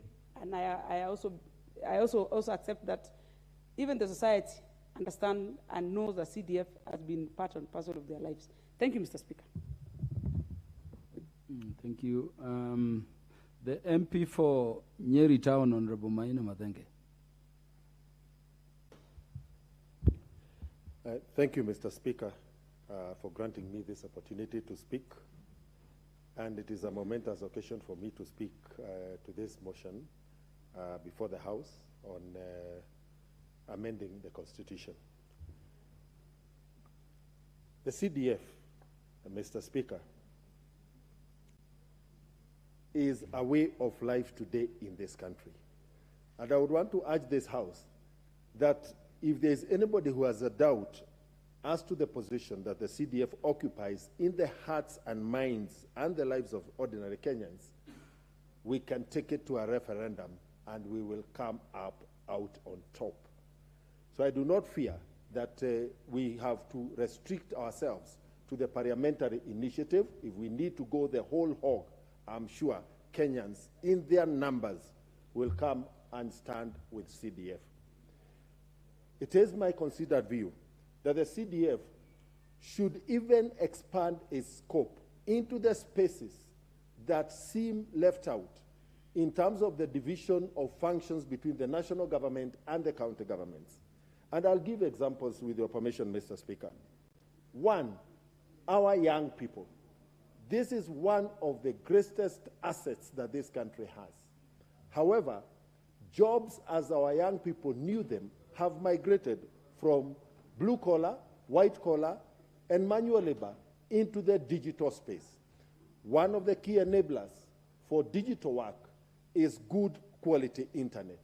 I want to propose that as we look at the supportive registration, we expand the scope of CDF to provide communal internet hotspots for our young people to be supported by their country and their government to exploit the digital superhighway.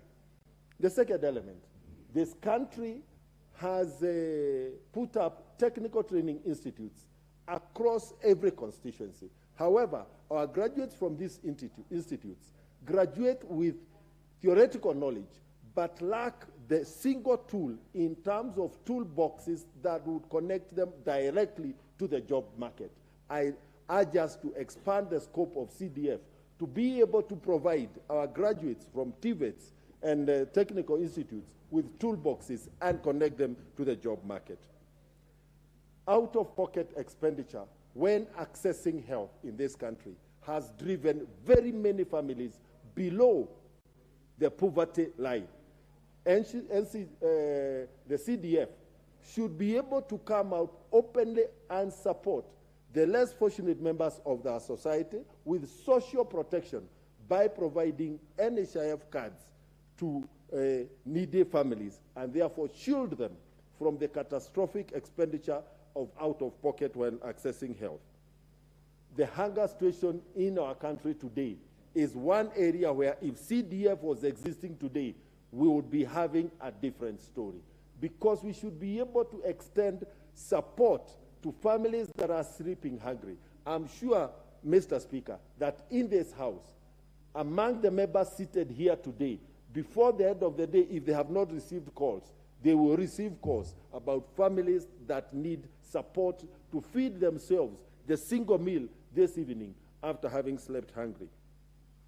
Sports, which is another area of reach in our application of the CDF. However, I believe, being my maiden speech, I am around a little bit more time. However, in terms of sports, I believe the CDF can provide a paradigm shift in the approach to sports, to approach sports as an industry, as opposed to the current situation where sports is compared with social services and culture. Sports is a key enabler for the employment of our young people in this country. If CDF was allowed more attitude to enable our talented young people exploit their potential into real opportunities for earning, we would go a long way. The other area is the area of inequalities in our country. This country has a policy that provides free and compulsory basic education. However, a lot of children from the less fortunate families are missing out on school because they cannot afford school fees, and they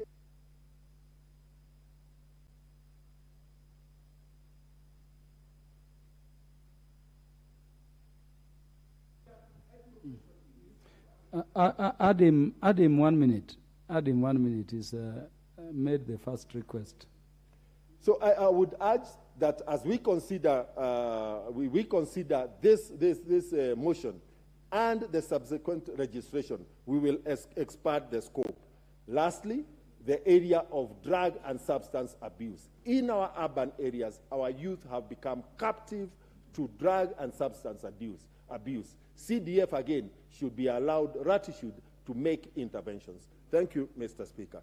Lastly, I thank the people of Nyeri for giving me this opportunity to serve them. I will serve them diligently. Thank you. Honorable Mishimboko, the MP for Likoni. Asante sana, Mheshimiwa Spika, na kongole kwa kuweza kupata fursa hiyo ya kuweza kutuongoza katika bunge hili la kitaifa la 13. Mimi kwanza nipongeze wabunge wenzetu wawili kwa sababu ya kutoa mswada huu wa marekebisho ili tuweze kuweka sheria ya hazina ya NG-CDF na hazina ya NGAF na hata zile fedha za Seneti. Na ni muhimu sana kuweka hazina hizi katika katiba kwa sababu katiba ndiyo sheria mama na ndiyo sheria kubwa zaidi ya sheria nyingine zote zilizoko katika taifa letu la Kenya. Tumekuwa na kesi nyingi sana ambazo zimekuwa zikija kila wakati ili kuweza kupinga fedha hizi, ambazo kwangu mimi fedha hizi ndio fedha ambazo haswa zimezingatia ugatuzi ambao umefika paka kule mashinani katika wadi na hata katika vijiji vyetu. Ukiangalia utumizi ama miradi inaofanyika na fedha hizi ni miradi ambayo inamilikiwa na Wakenya ama wakaazi katika maeneo bunge yale ama katika kaunti zetu 47. Kabla ya miradi kubuniwa ama kutekelezwa, Wakenya huulizwa na wakatoa mapendekezo ya miradi wanayohitaji. Kwa hivyo hata sasa utakapofanya utafiti kuuliza Wakenya faida ya ugatuzi ama fedha za ugatuzi, fedha zile ambazo zinakuja kupitia kaunti na zile fedha ambazo zinakuja kupitia maeneo bunge, pesa za NG-CDF na pesa za NGAF, watakuambia 100% itakuwa ni fedha za NG-CDF pamoja na fedha za NGAF. Ukiangalia watoto wengi ama wanafunzi wengi ambao walipenda hata kuendelea kwa masomo katika shule za upili, ilikuwa ni kikwazo na ni changamoto kabla hatujakuwa na fedha hizi. Jiulize, kwa miaka ile ya nyuma, karibu miaka takriban zaidi ya miaka 20, tulipokuwa hatuna hazina hii, wakazi wengi na Wakenya wengi hawakuweza kuona hata barabara za lami, hata kuona madarasa ya kisasa, hata kuweza kuona ufadhili wa karo za shule. Na utajiuliza, je, fedha hizi zilikuwa zinaenda wapi? Ama fedha hizi zilikuwa zinatumika wapi? Kwa hivyo hii ni fedha ambayo mwananchi mwenyewe wa chini ameimiliki, ameweza kutoa mapendekezo yeye mwenyewe ya miradi ambayo inaweza kutekelezwa na fedha hizi.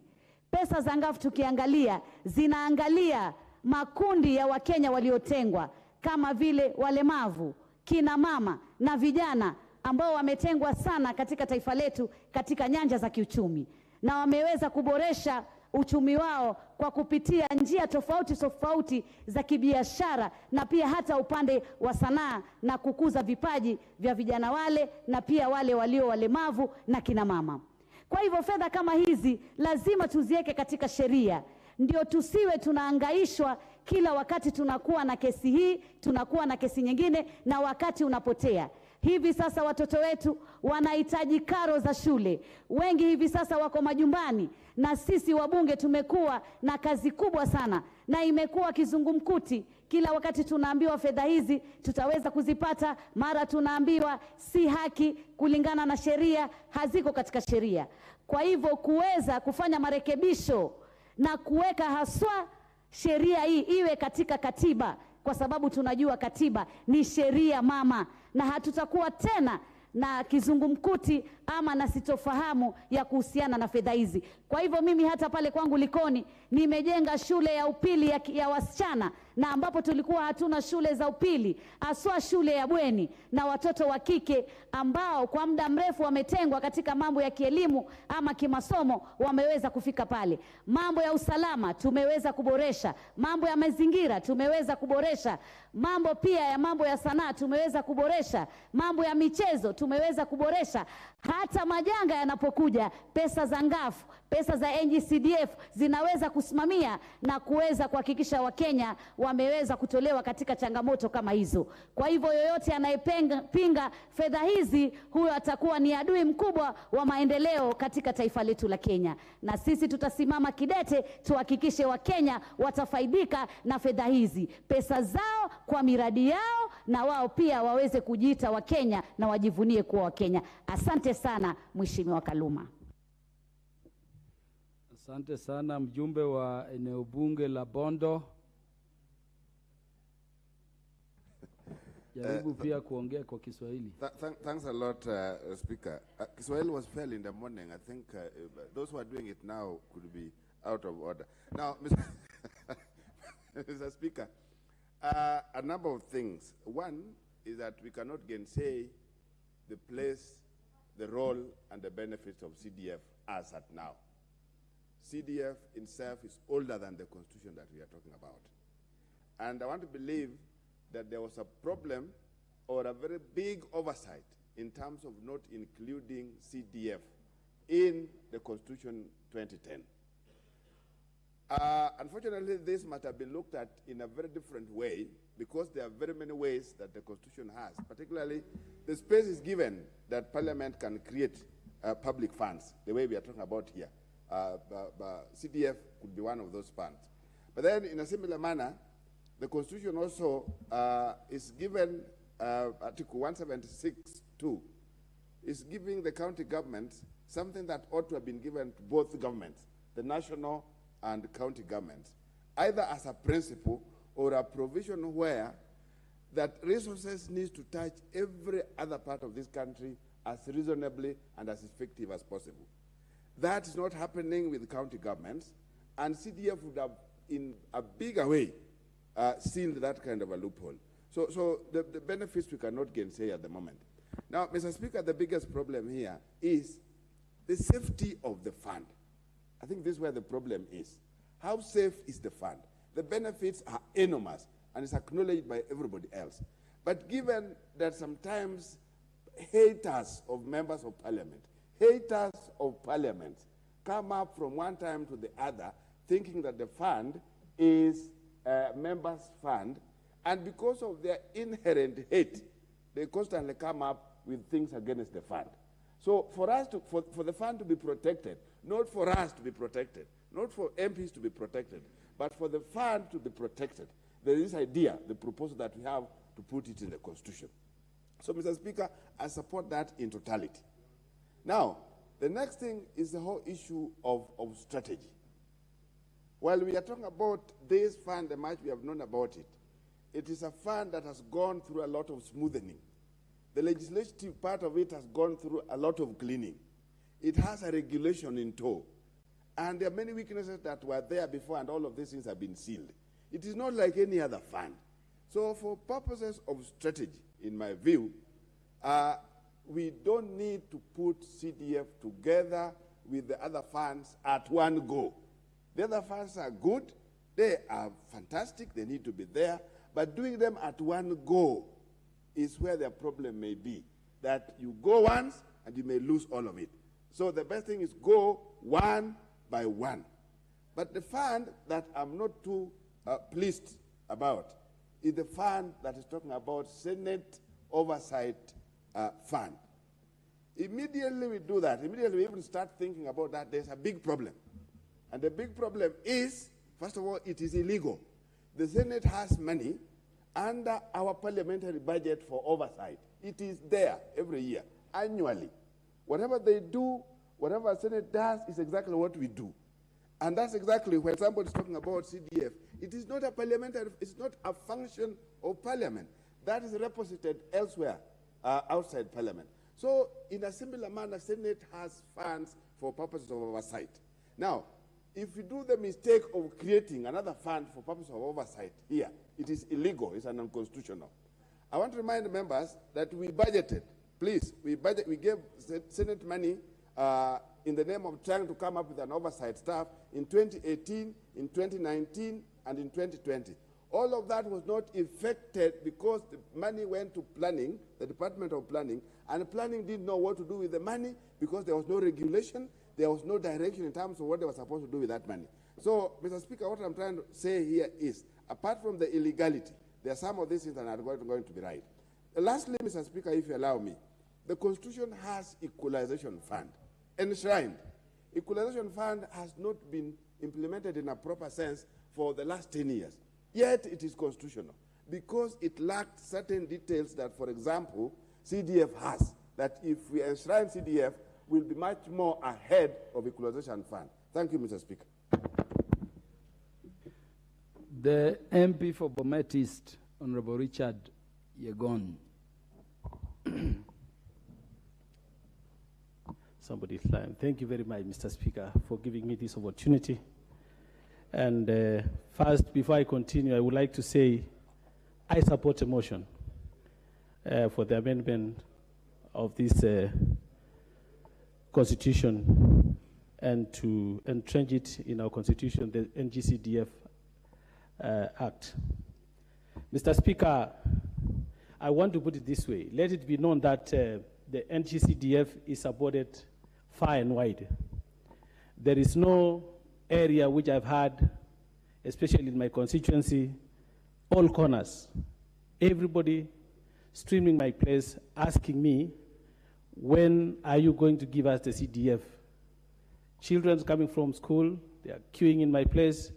This is something which this House must support fully. Because I must say, Mr. Speaker, we are digging our own graves. If this thing is not enacted or entrenched in our constitution, these members in this House, I'm telling you, they will not live to see another day come 2027. Mr. Speaker, we need to work round the clock, all these members, so that all of us, these members, so that we make sure that this NGCDF is guarded. And also include the issue of Senate Oversight Fund, the affirmative action, the GAF for the women representative. We need to entrench it in the Constitution to make sure that there is no problems in future and find people going to court challenging this.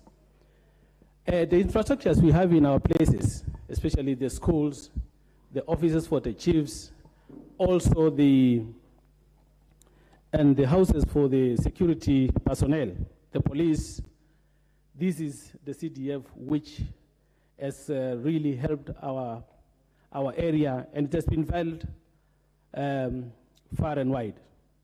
We know before the CDF, the initial CDF started, was enacted, there was nothing which was seen tangible from every part of this country. This has gone a long way by making sure that everybody has been gathered for through the CDF. Mr. Speaker,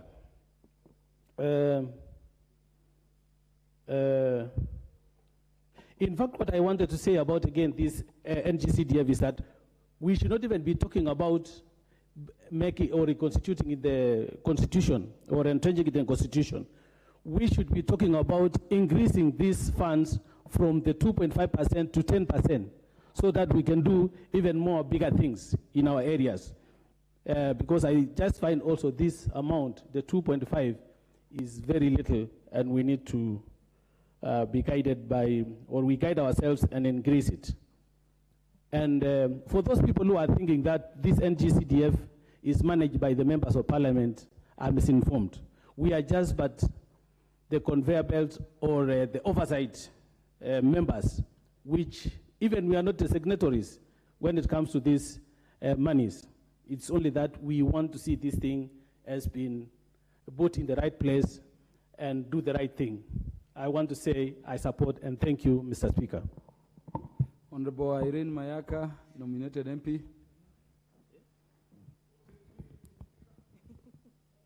No, it is Irene. You are certainly not Irene. Thank you, Mr. Speaker, and let me take this opportunity to first congratulate you on debuting your precision of the House. Honorable Speaker, I stand here to also support the enrichment of the Equalization Fund, Article number 204. And I must say, Honorable Speaker, the reason why I support this particular enrichment is that because, number one, order, Honorable Member. Honorable Speaker, the reason why I support this particular enrichment is that because, number one, public schools have been the biggest beneficiaries in terms of ensuring that they are actually improved and renovated because of this fund. Honorable Speaker, I come from a region that is very entrepreneurial in nature, and it is well noted that especially some of our markets, that is the Keroka market, the Miruka market, the Sironga market, people have been able to trade way past up to 11 p.m. because through the CDF fund, they've been able to have the high masts electricity lighting enacted in the different market centers. And so for our people, this has been very beneficial. Honorable Speaker, and also I take note that my Honorable MP is actually in the House, the MP for West Mogirango, and I know that once this fund comes back into proper use, he'll be able to assist us in maintaining the Kera roads, for example, the Juakali Gianchore road, that has helped our tea farmers especially to be able to transport their tea to the different market centers, and that he will also help in ensuring that the construction of the TTI of Nyangesa is completed and that it is fully equipped. Honorable Speaker, I will not underscore the benefit that this has given to our women representatives in the NGAF fund, and also for us who are angling to join elective positions, not to scare our already elected members. This is also a fund that we want to really support. And Honorable Speaker, the goals of the nominated members has actually pointed me in the direction of the article proposed number 204D, which speaks of economic stimulus and empowerment funds. And I'm looking forward to when this particular discussion is further enhanced in this House in terms of Parliament being enabled to enact this legislation, that we'll be able to actually have the special elect members being in charge of this kitty. Honorable Speaker, the Honorable Member of Embakasi West also spoke about the Senate Oversight Fund, and mine is to actually urge the caucus that will be formed to go and enrich this particular acts. We look at it as a parliamentary oversight fund and not necessarily specific to the Senate, but to all parliamentarians, so that they may be able to have a fund that is very specific to their duties in terms of oversight fund. And finally, Honorable Speaker, I must say that the NGCDF, the NGAF, and the oversight funds are very vital in the nature of our work, because they actually give honorable members a level of independence that will enable them to do their work, that will enable them to have development related activities back in their different constituencies, so that they don't have to always be over-reliable on the national government or bend over to do things in favor of the national government, because they don't have any other independence to be able to develop different things back at home. Therefore, Mr. Speaker, with those few remarks, I beg to support. Thank you. The MP for Lunga Lunga, Honorable Mwangale Chifromodo. I hope I pronounced your name correctly. Yeah, thank you.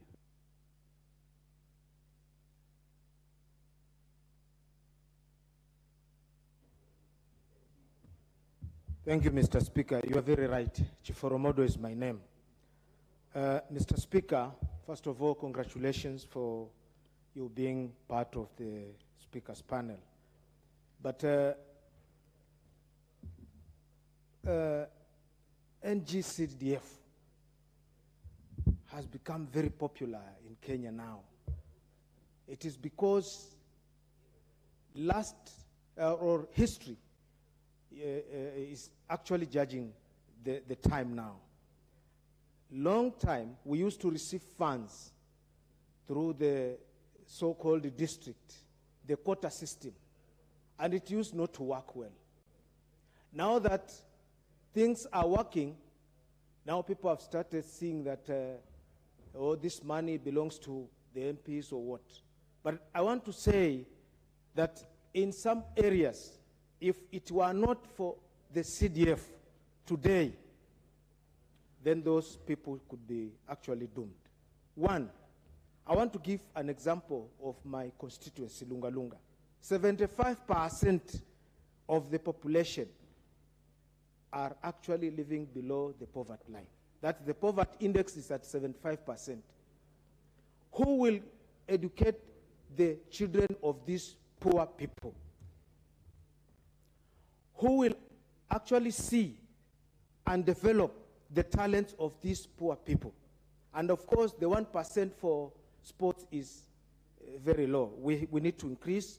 That's my proposal. But I want to say that this fund is so important. And that's why I stand to support and congratulate my colleagues, Honorable Mule and Gishimu. Actually, they have been touched by the souls of the poor young Kenyans, the souls of the poor parents who are now crying that their kids are at home. This morning, I've received a call from Kiranze village. A child, and in fact a girl child, has been sent home and she is crying. The phone has been put loud for me to hear. It is so devastating. It is discouraging. It is disheartening. Now, I want to actually propose that, yes, we need to put this idea or this proposal of NGCDF into the Constitution so that it cannot be challenged. And of course, all those who will be coming after us, they will not have any tussle now to battle in courts and anywhere. Still, we need to expand and actually increase the scope. Look at the issue of water. Today, people are dying of hunger and thirst because the bodies which have been given this mandate of providing water, they have failed, Mr. Speaker. But I believe if we can expand our scope and have water enshrined to be part or to be one of the activities which can be rendered through NGCDF, then I believe we will have actually touched the hearts of the people of Kenya. Mr. Speaker, I want to stand and support, and I will support when the main discussion comes for having NGCDF be enshrined in this Constitution.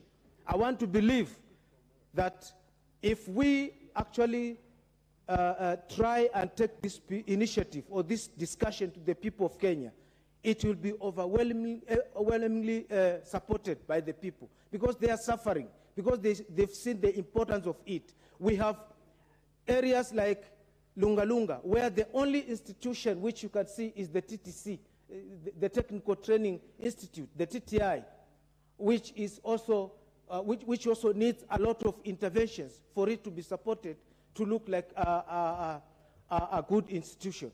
Then the only hope we have at Lunga Lunga is the National Government Constituency Development Fund. So I support, Mr. Speaker, that it should be enshrined in the Constitution. Thank you, Mr. Speaker. The Deputy Majority Leader, MP for Marsabit.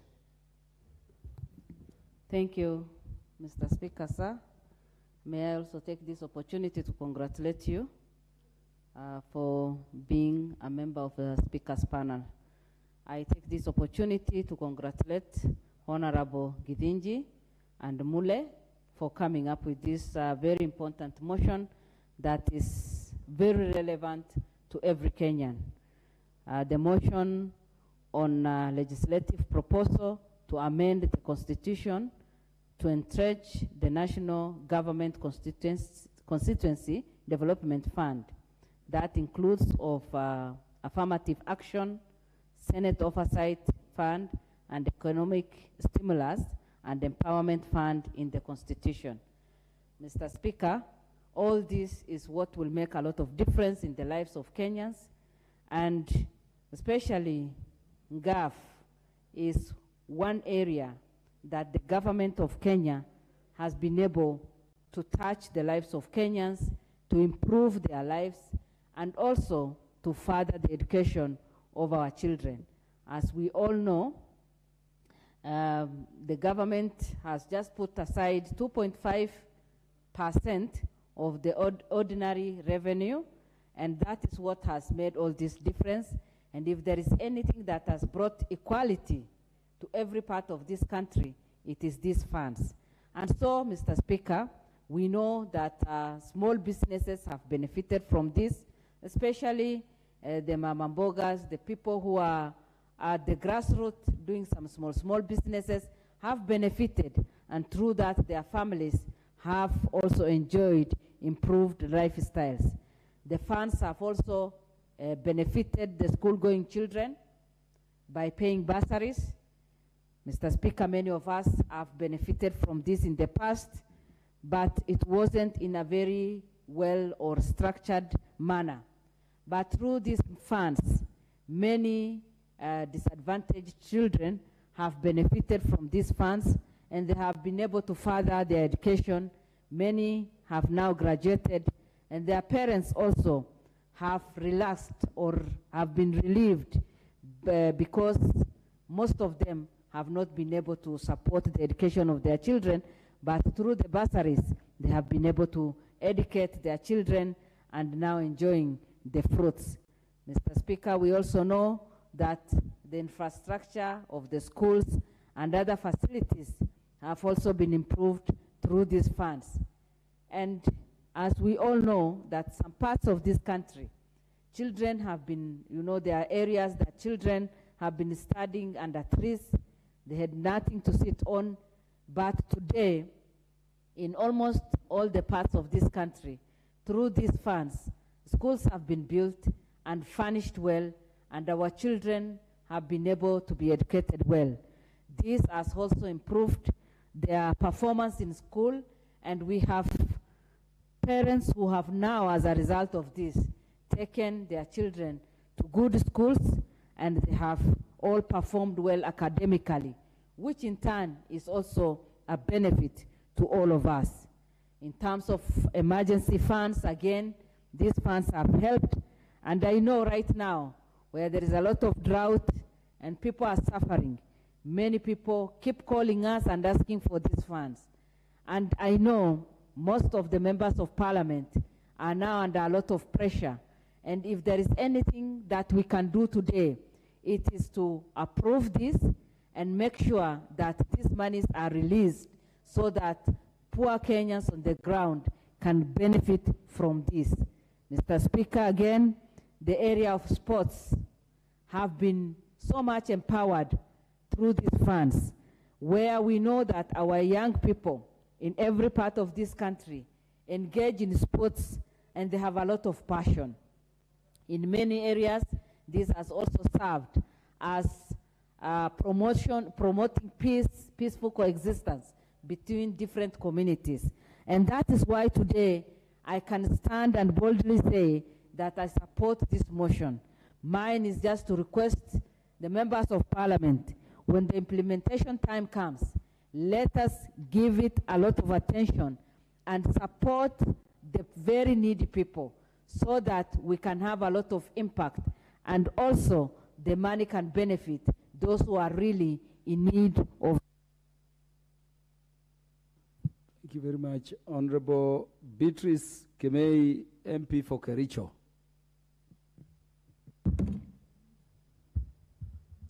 Thank you, Mr. Speaker.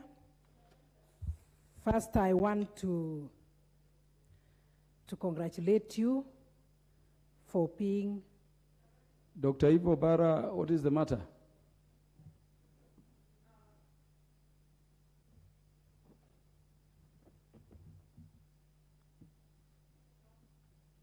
Dr. Ivo Bara is on intervention. What is the matter? There's no, okay, Yes. Thank you very much. Thank you very much, Mr. Speaker. Mine is just to seek clarification on the timing and conference. This is a conference. So what about the timing? I know that it was limited to 3 hours. I'm looking at the time and I'm wondering if we are going to go on until much later so that we can stay on. Thank you. Yeah, the interest of the members on the motion being debated has been noted. I think we have seconds to the end of the session for today. Okay, thank you. Thank you, Mr. Speaker. I want to stand and support the motion on having and this proposed bill being enshrined in the Constitution.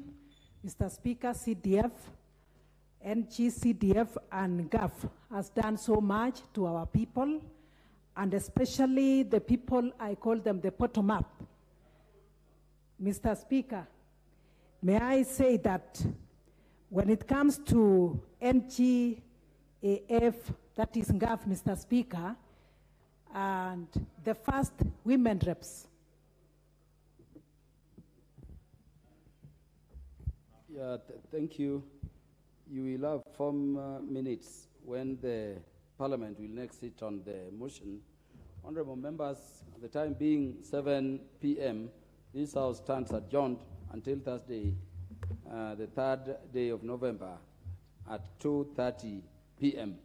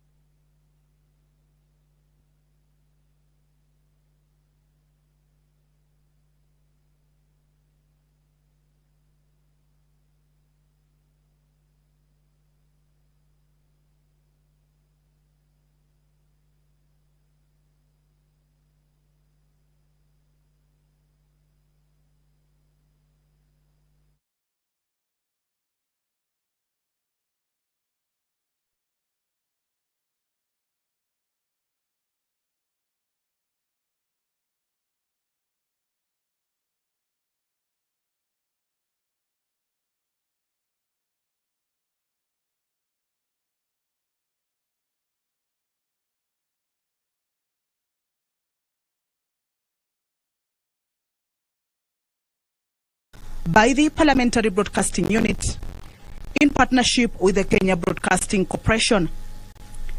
Lined up for debate and consideration on the floor of the House this afternoon for the members of the National Assembly, there are 4 motions that are lined up for consideration. There is also a statement that members of Gishungu, or member for Gishugu, the Honorable Gishimu Githinji, and member for Matungulu, the Honorable Stephen Mule, will be making this afternoon. On the motion, the first motion is a motion by the leader of the majority party on the adoption of sessional paper number 3 on the National Action Plan on Business and Human Rights, that the House adopts the sessional paper on the National Action Plan on Business and Human Rights. The paper was laid on the table of the House on the 21st of September, the year 2022. This is a motion that will be moved by the leader of the majority party. A motion on the establishment of a Kiswahili Council of Kenya by the Honorable for Kamukunji, Yusuf Hassan, which this morning of the Wednesday, 2nd of November, the year 2022, members had an opportunity to debate on it. It is part of the motion that will also be considered this afternoon. The motion by the Dagoretti South Member of Parliament, Honorable John Kiaria, on the empowerment of artisans by the national government is also lined up for consideration on the floor of the House this afternoon. There is also a motion by the member for Dagoretti North, Honorable Beatrice Elachi. This motion is on the development of a unified national policy on small and micro enterprises. This particular motion will be seeking the House to resolve that the national government develops a unified national policy on small and micro enterprises, commonly known as SMEs, detailing recognition, funding, mentoring, expansion, restructuring, and marketing of the SMEs products. The member for Gishugu, the Honorable Gishimu Githinji, and the member for Matungulu, the Honorable Stephen Mule, will be making a statement on the legislative proposal to amend the Constitution under Standing Order 114.7a. These particular statements will be seeking, it is on the legislative proposal and will be seeking to amend the Constitution to entrench the National Government Constituencies Development Fund, NGCDF, the National Government Affirmative Action Fund, that is NGAF, the Senate Oversight Fund, and the Economic Stimulus and Empowerment Fund in the Constitution.